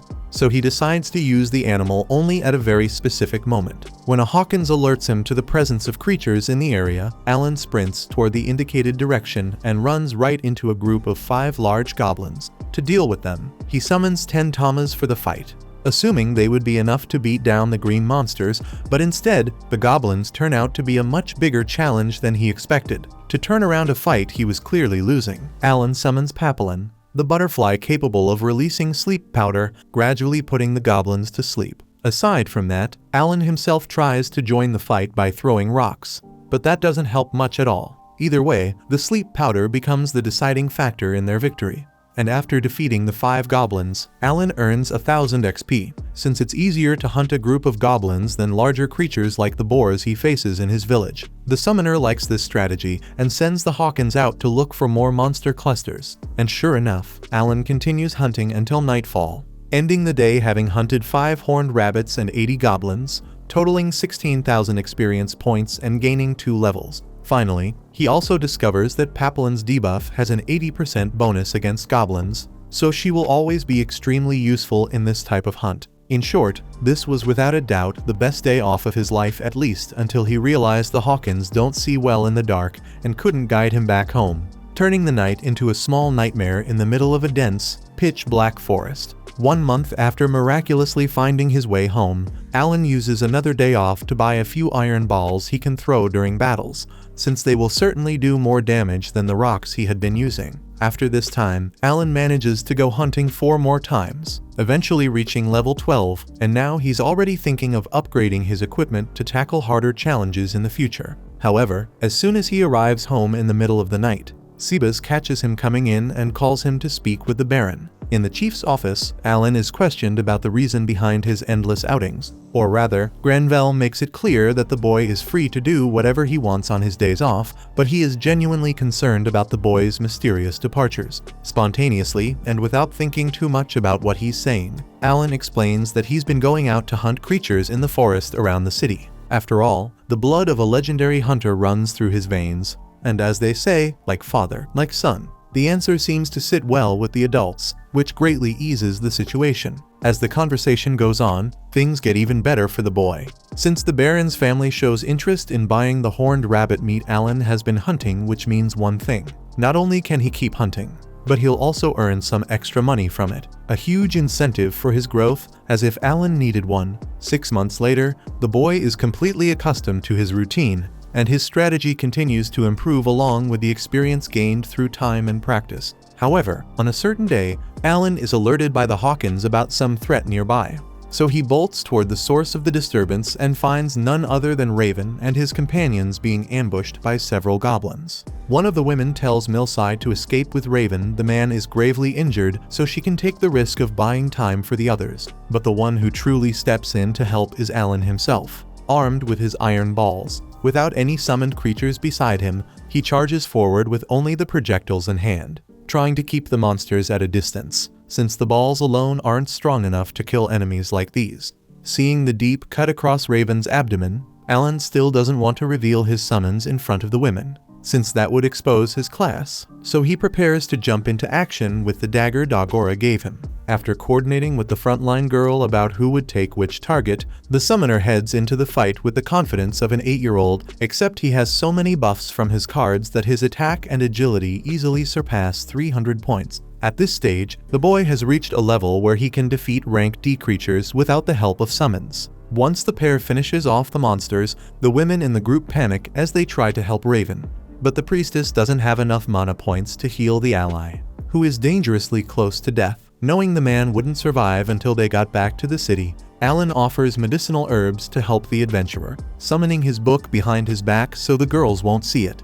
He takes from his inventory a life leaf he made using Beansy's ability, the Healing Bean. When the leaf is placed over the adventurer's wound, Raven recovers miraculously and gets up in an instant, fully conscious as he recognizes his companions Milsai and Rita. Not satisfied with having healed the man so well, Alan notices an injury on Rita too, and places a life leaf over it, causing instant regeneration and leaving the trio of adventurers stunned by the leaf's spectacular effect. With that done, the boy simply says goodbye and prepares to leave. But Raven, who now sees the kid in a much more respectful way after everything he did, at least wants to reward Alan, since he owes his life to the boy. Afraid that all this talking will ruin his goals for the day, Alan only asks them not to mention him to anyone, and since they offered help, he asks if they can collect rank E magic stones along the way, if possible. After all, ordinary adventurers don't need those stones for anything, but they're extremely valuable for a summoner like him. On the way to his next hunt, Alan reflects on how his father took almost a month to fully recover from his wounds with the Mueller's flower. Yet Raven improved immediately with the life leaf, which leads the boy to the following conclusion. Mueller's restores a certain amount of HP relative to a person's maximum, meaning it's a percentage-based healing item. The leaf, on the other hand, heals a fixed amount of life. He also notices he only gained 80% XP for each goblin he killed. That's because this time it was a group effort, apparently. Putting that aside, Alan summons Hawkins to scold him. After all, the order was that the Falcon should look only for groups of 5 goblins or more, but within a 3-mile radius. On the other hand, the animal's sad reaction when the boy asked if he had been worried about those people made Alan realize Hawkins was intelligent enough to feel empathy, which was a huge revelation for the human, who thought summons existed only to provide buffs and fight. But this shows they're much more than that. Happy with the level of complexity of the creatures created by Elmia, Alan apologizes for how strict he was and thanks Hawkins for being part of his group. In the next scene, poor Alan is once again being used as a step stool by Cecilia at the Baron's mansion, this time to reach a jar on a shelf, where an ingredient she needs to make cookies for her brother Mihai's visit is stored. However, Alan trips and falls along with the girl and the jar. Months later, during a dinner in December, Captain Zenoff praised the tasty meat that had been served at the table. According to Cecilia, it was horned rabbit meat hunted by Alan, and the captain pointed out that he couldn't expect anything less from Rodden's son. Speaking of which, he told Alan that Krina village had reached the goal of 20 giant boars. On the other hand, Thomas grumbled that even with all those boars hunted, his family hadn't received a single one this year, even though horse meat used to be their best dish during winter. Hearing that, Alan wondered if all the boars had been sent to the capital. While Baron Granville told his son not to be selfish, a scolding that certainly left Alan wondering how on earth a servant could be eating better than a baron's own child. Even so, the baron's wife lamented that the end-of-year festivities would lose some of their charm without that special meat. So Thomas asked the servant to hunt a white deer. Cecilia got annoyed because her brother could only give orders to the servant through her, which made Alan think that this girl must believe he's her pet. Their mother considered the request far too difficult, but the young servant assured them he would bring back a white deer, imagining it to be a rank sea creature like a boar, which could give him a good amount of XP. So, once he found time for his new task, the boy finished setting up a pitfall trap in a certain snowy part of the forest. Around that time, Hawkins found what the hunter had been looking for and led him to the white deer which, with its surprising size and ferocity, had wiped out a small group of goblins using its massive antlers. Facing his prey, Alan summoned the hoppers so they could use their taunt ability, gradually guiding the deer in the direction he wanted. The frogs would get close, use the technique to draw the animal toward them, then hop to the next spot and repeat the process. After several rounds of this, they managed to lure the deer into the trap. Alan had prepared a huge hole in the ground that left the animal unable to react. Hours later, the guards at the barony gate shouted that a monster was invading, and soon an entire squad of soldiers rushed to the entrance as fast as possible, armed with spears and clearly tense at the sight of the massive creature approaching Baron Granville's territory. To everyone's surprise, the white deer even seemed to be trying to say something, which was undeniably the strangest part of all. However, Alan crawled out from underneath the creature, complaining about how absurdly heavy the thing was. What he had actually been trying to say from under the deer was that he had brought this gift for Lord Thomas. The entire Baron's family appeared, stunned at what they were seeing, now thrilled to have something special to serve at the end-of-year celebration. As for Alan, he was grateful for the 2,500 experience points he had earned from the hunt. For his part, unable to understand how an 8-year-old could hunt a rank sea monster, Granville refused to believe the boy had no talent. So he ordered Sebas to investigate the matter more deeply. After that, Sebas spoke to Alan privately to announce that he had just been promoted to the position of official hunter of the barony, thanks to his recent displays of talent in this area.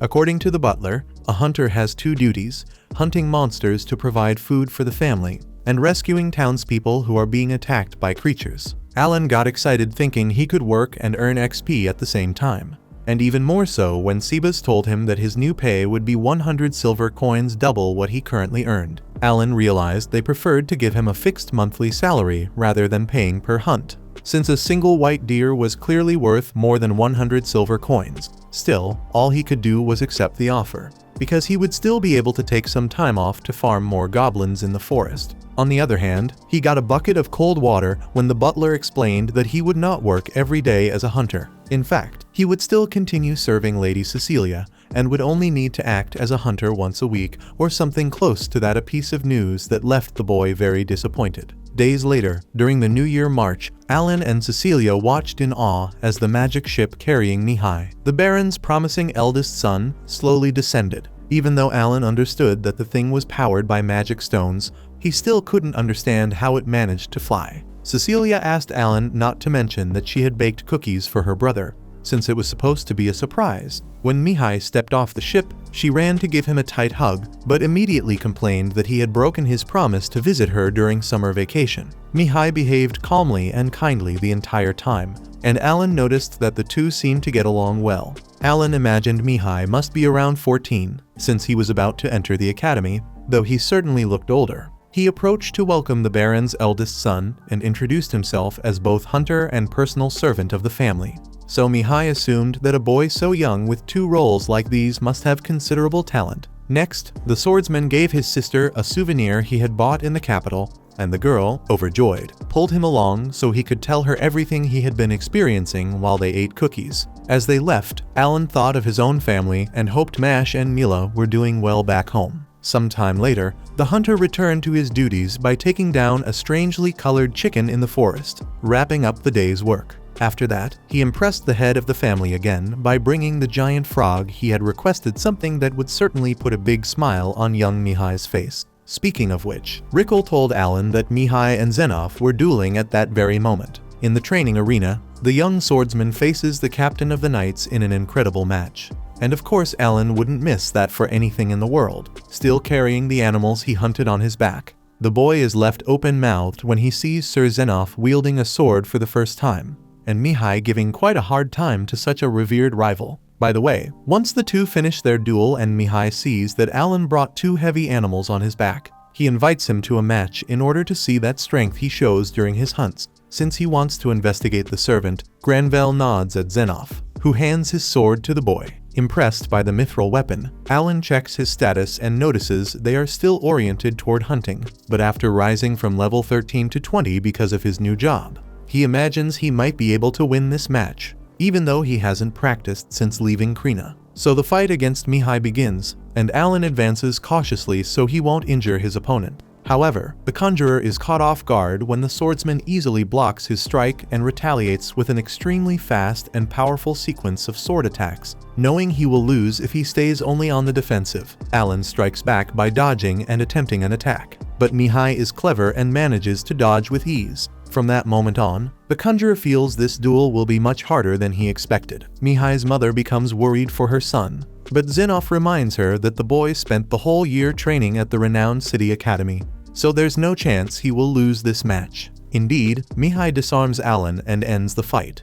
And then his siblings run over to praise the swordsman and ask how he became so strong. Mihai explains that he conquered a dungeon in the summer, otherwise he would have been expelled. Cecilia now understands why he couldn't visit during the summer, and Alan is impressed by the life this guy must have at the academy. Mihai adds that being at the academy is difficult, but it's worth it when he gets the chance to train with Diverg, the Sword Lord. Alan reflects that this guy trains with Sword Lords and conquers dungeons, in addition to progressing 100 times faster than him because he is in normal mode. So he assumes this is the level of strength someone can reach after dedicating an entire year to rigorous training. With that in mind, the servant asks the swordsman to duel with him again when he visits the family next time, and Mihai agrees, as long as the boy takes care of Cecilia while he's away. Alan shakes his hand, but deep down he knows he only wants to raise his rank and stop being this lousy girl's servant as soon as possible. A few days later, Mihai leaves the barony to return to his duties at the city academy,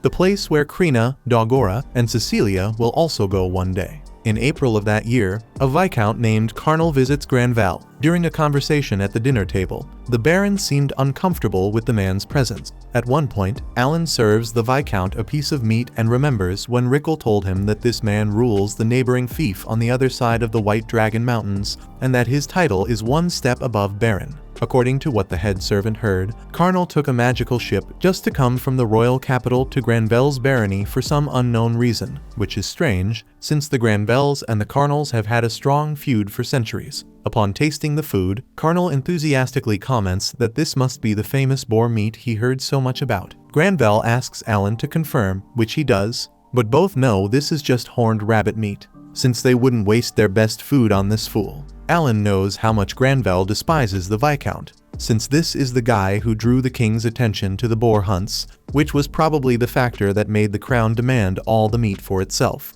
Now Carnal leaves his fief only to stuff himself in the neighboring territory. It seems, between one fief and the other, the White Dragon Mountains are full of mithril, with multiple mines belonging to each territory. But since the White Dragon made its nest on Granvelle's side, the Baron can no longer access the mithril, which has caused a major economic problem. However, the dragon does not stay in only one place, so approximately every 100 years, it usually moves to the other territory. In other words, in the past century, it was Carnal's fief that had been going through this problem. After taking a sip from his cup, Granvelle asks the reason for the Viscount's visit, and he tells them that a few days ago, his youngest daughter participated in the appraisal ceremony, so he came to share the result. Hearing this, Alan hopes his brother Mash discovered a great talent, since he was always good with the spear. Now, regarding his daughter, Carnal says that fortunately she does not possess any talent. Then the Viscount starts laughing and the Baron becomes visibly irritated, reactions Alan does not understand. Provoking his rival, Carnal sarcastically laments that 2 of the Baron's 3 children possess a talent. So Granvelle reminds him that the Viscount's eldest son also had one, and that this doesn't change the fact that nobles like them must fulfill their duties. Alan becomes increasingly confused, since discovering a talent is a reason to celebrate when a servant discovers theirs. But nobles seem to have some serious problem with it, and the Viscount apparently came all the way from the Oak House just to rub in the Baron's face that his daughter has no talent at all. Months later, at the beginning of October, on one of Alan's days off, the boy is at a table with his adventurer friends to tell them he was thinking of hunting a little farther from the city this time. So he would like them to give him some tips on how to hunt rank sea monsters. Of course, the kid didn't tell anyone this, but the truth is he has already killed around 10,000 goblins, so there shouldn't be any left nearby, and rank D monsters no longer fill his stomach. Before anything else, Rita takes the boy to a weapon shop so he can strengthen his equipment, since she intends to raise the level of their hunts. Because Alan had said he wanted something that wouldn't restrict his movements, the woman first tries a stylish pink skirt on him. But Millsize seems to have a better idea and recommends a red cape with a spider web symbol. Some time later, wearing that cape out in a field, Alan is now concerned about getting a new weapon. But only after he hunts a rank C monster. His enhancement skill is at level 5, which basically doubles the buff status of his summoned creatures, and he's eager to test his capabilities. When Hawkins appears after finding a creature, Alan is taken to an orc who is sleeping like an angel with a spear in his hand. Without wasting time, he summons an entire group of Tamas to take down the monster. For a moment, it looked like the orc might be able to react against all those giant felines, but the fight quickly turned out to be just as easy as expected, and after defeating the enemy, the summoner earned 1500 XP, along with the joy of discovering that he no longer needed to hunt rank C monsters using traps. On the other hand, the boy tries to stay humble, since he still has a long road ahead before reaching Mihai's strength. Right after that, Hawkins reports the location of another rank C monster, this time an armored ant. Alan remembers that Raven almost died when he was surrounded by a group of these creatures, so he stays alert for the challenge. The summoner sends his battalion of Tamas, but their claws can't break through the ant's armor,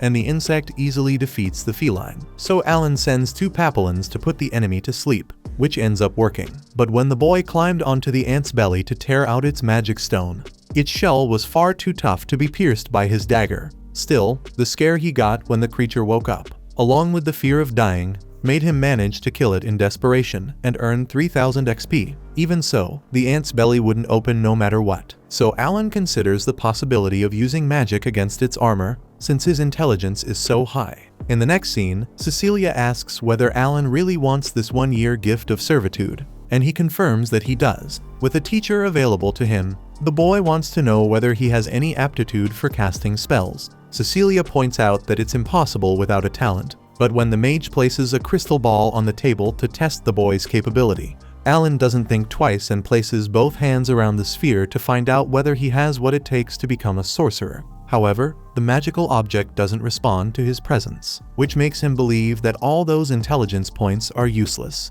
The next day, during the Granville family's lunch, the Baron is informed that a Murdergausch is heading straight for the city. According to Rickle, this information came directly from the guards, who said the creature would reach the south gate in less than 2 hours. Granville asks about Captain Zenoff and is told by the butler that the officer and his forces are on a hunting mission and won't return for 2 days. Because of that, Granville orders the Adventurers Guild to be called in to protect the city and evacuate the citizens. Alan offers to help drive the Murdergausch away, but Cecilia retorts that this monster isn't just any challenge for a kid trying to act like a hero, especially since he is her servant and can't leave his post whenever he feels like it. However, Alan responds that he has a role above being a personal servant, because he is also a hunter of the Granville family, and that answer shuts Cecilia up completely. As he heads toward the Murdergausch while the population runs in the opposite direction, the boy thinks about the fact that this is a rank B creature that not even the adventurers of this city have ever dared to face. On top of that, Alan spent all his MP this morning farming XP, so he needs to recover first if he wants a chance. As he picks up speed, the guards order the gate to be closed, but a man begs for help to rescue his wife and daughter who are trapped in a carriage outside. At that moment, Alan finally sees the Murdergausch in person for the first time, and the monster is about to devour the 2 women inside the vehicle right beside it. Showing tremendous courage, Alan takes an iron ball from his inventory and throws it into the creature's left eye, causing massive damage and preventing it from using that eye for now. The guards and adventurers warn the kid that this is not a game, but besides knowing perfectly well how serious the situation is, Alan still taunts the beast with insults and another throw. His idea is to get the Murdergausch's attention and lure it to White Dragon Mountain. and the bait is simply himself. Definitely a courageous act the Granville barony will never forget. In fact, the one who can't forget what he's doing is Alan himself, unless he wants to become troglodyte food. Looking at his status book, he notices his mana points are still at 0, which means things are about to get bad. After dodging a punch while fleeing and rolling across the ground, the boy finds himself sitting in front of a smiling Murdergausch. In reality, it's obvious the monster is playing with a human, since one of its traits is being as evil as it is sadistic. On the other hand, the player's MP has just filled back up, so now he has a chance. First, Alan deletes all copies of the beans and tamas to create 34 copies of Papillon, stacking a total of 36 to gain a huge bonus to agility and endurance, giving him the speed and stamina to keep serving as bait. And sure enough, Alan starts running again while drawing the Murdergausch right behind him. Now that he's far from the city, he doesn't need to worry about revealing his cards, so he casts 3 Papillons to make the monsters sleep. Seeing that it had no effect, Alan summons 3 more, but the Murdergausch stays wide awake and destroys the butterflies, and even looks angrier. Time passes, the sun slowly sets, and Alan begins to show fatigue in the middle of the forest. However, one advantage of having gone deep into the woods is being able to use the trees to hide. After managing to shake off the giant and buy some time, Alan still needs to rack his brain to figure out how to bring that beast down. After all, the sleep debuff he tried didn't work at all, which is a terrible sign. And everyone knows defeating a Murdergausch without weakening it is impossible. Still, satisfied that at least he managed to pull the monster away from the city, Alan puts on his cloak and decides to go home, only to be surprised by the Murdergausch, which found him among the trees and forces the poor boy to keep running, as if there were no tomorrow. And speaking of tomorrow, 3 days go by before young Alan appears exhausted at Granville's gate. After being carried inside when he collapses at the entrance, he is placed in a bed to rest. And as soon as he wakes up, he finds Cecilia worried about him and happy to see the boy awake, yet furious that her servant made her worry so much. Beside her, Sebas asks if the boy remembers anything, and he explains that he was chased by the Murdergausch for 3 days while trying to return to the city. Seeing that the boy is at least functional, the butler sends him to report the details to the Baron. When brought before Granville, Alan regrets that he wasn't strong enough to defeat the Murdergausch, so he did what he could to lead it away from the city. Captain Zenoff emphasizes that he and his knights are responsible for defending the city, but the boy handled things alone to prevent a tragedy in their absence. Acknowledging the heroic deed, the Baron rewards the young hunter with 10 gold coins from the Granville family and another 10 gold coins from the family that was inside the carriage at the gate and whom Alan saved. With eyes shining, the kid goes crazy thinking about buying his first mithril sword, while Granville asks him not to go so far from the city on his future hunts. Sometime later, Alan is on another day of work, now with his long-dreamed of mithril sword in hand, cutting through dangerous monsters as if they were butter. For 25 gold coins, he now had an extremely powerful tool that would take his hunts to a new level. For example, even though the blade still couldn't pierce the armored insect's shell, at least it could break through its weaker underside, giving access to the valuable magic stone the monster carried. Next, from the 3 Hawkins that Alan had placed in the sky, he kept one flying, stored another in his inventory, and left the third to answer a question. Then he took Malmo fruit, jerky, and sweet potatoes from his inventory, placed one of these items inside a bag, and asked the bird which item he had hidden. Hawkin taps its beak against a fruit on the ground, hitting exactly the item that was inside the bag. To test what he had wanted from the beginning, Alan now brings back the falcon he had stored, and asks it what item is inside the sack. When the second bird also gets it right, the Malmo fruit, the player calls the third one that was flying above and asks the same question, but it has no idea what it is. To prove his theory once and for all, the boy summons a 4th Hawkin and repeats the question, and this creature hits the item inside the sack as well. Next, Alan summons a Papo, a bird with high intelligence, and once again asks which of the 3 items is inside the sack. However, the Papo doesn't know the answer, so the summoner concludes his experiment and reaches the following conclusion. Summoned creatures can synchronize and update any new information they receive, but this is limited to recently summoned copies, and copies that were already summoned before cannot synchronize information with the others. Besides that, only copies of the same species can synchronize, which is why Papo didn't know the answer. In this case, the Hawkin, for example, are able to stay updated and informed even if some of their copies are killed. In short, as long as the summoner remains alive, summoned creatures are basically immortal and have unlimited potential. Some time later, around mid-March, when Alan is 9 years old, he once again meets the talented Mihai for a new duel after the summoner has evolved his abilities a bit more. However, even though Alan is level 28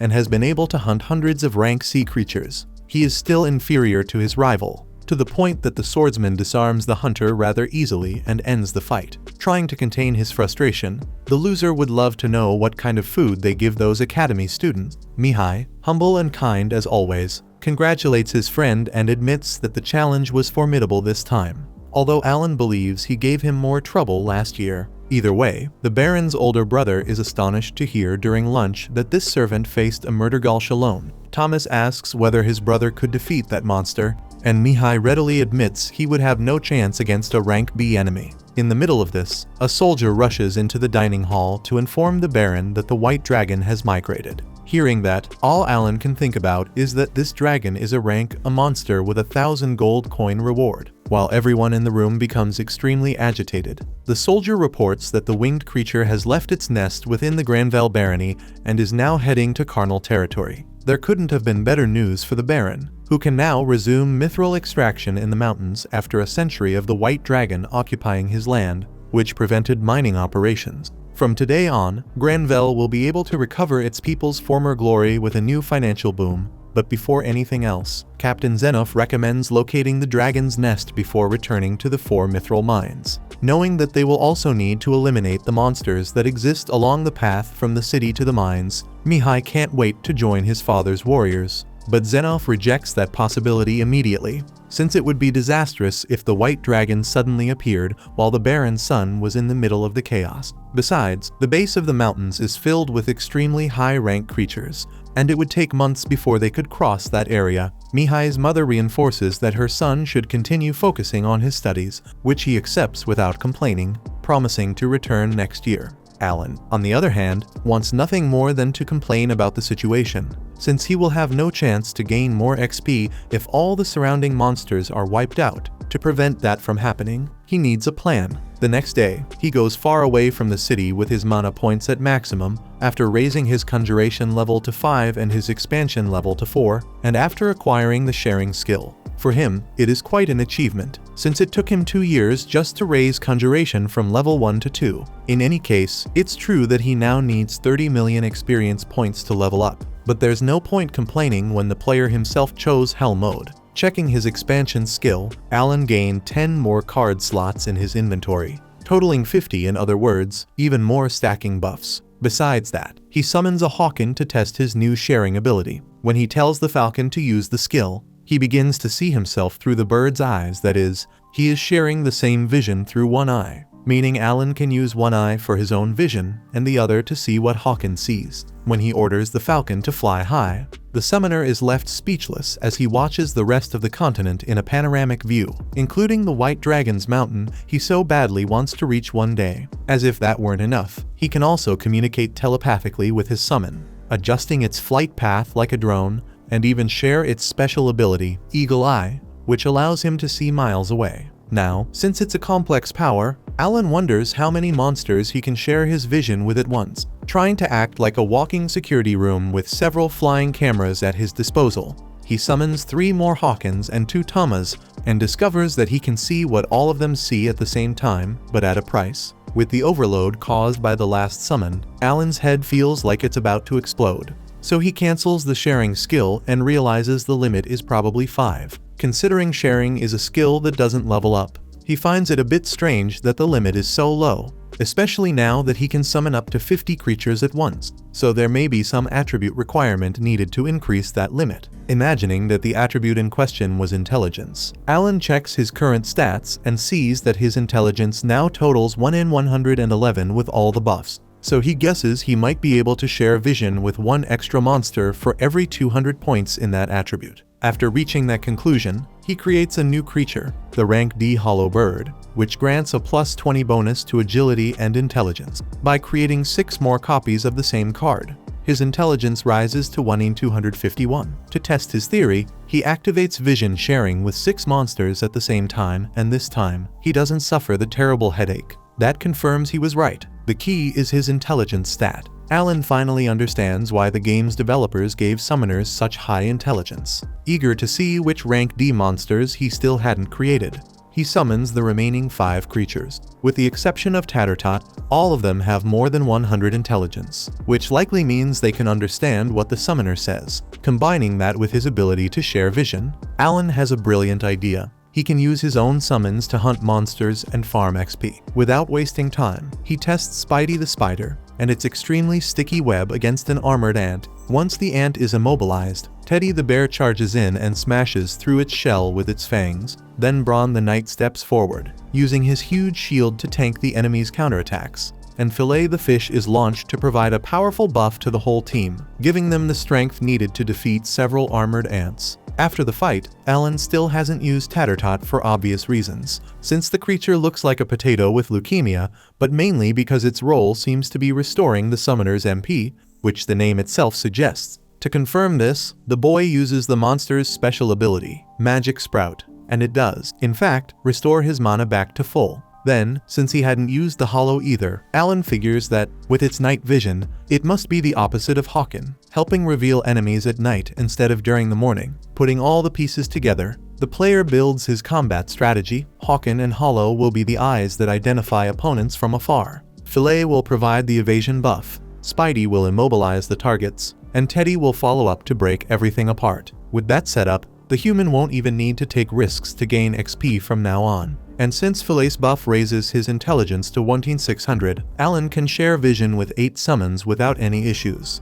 so it won't hurt to use a few more Teddys on the front line. After ordering all his monsters not to attack adventurers, even if they are attacked, Alan continues his journey with the confidence of someone who sees a promising future ahead. Speaking of the future, he looks toward the distant White Dragon Mountain and thinks of a new way to use his vision-sharing skill. Meanwhile, in Krina Village, while Krina and Dogora duel on a beautiful afternoon, Mash notices a strange bird with one eye consumed by a red flame. The same bird crosses the field and finds Rodden, who is working the land, and then flies to the family's house, where Teresia is fixing Nula's hair. Suddenly, the woman notices a gold coin left exactly where the bird had been. Alan's way of helping the people he loves most without having to be there in person. Check out these videos appearing on your screen and subscribe so you don't miss the next part.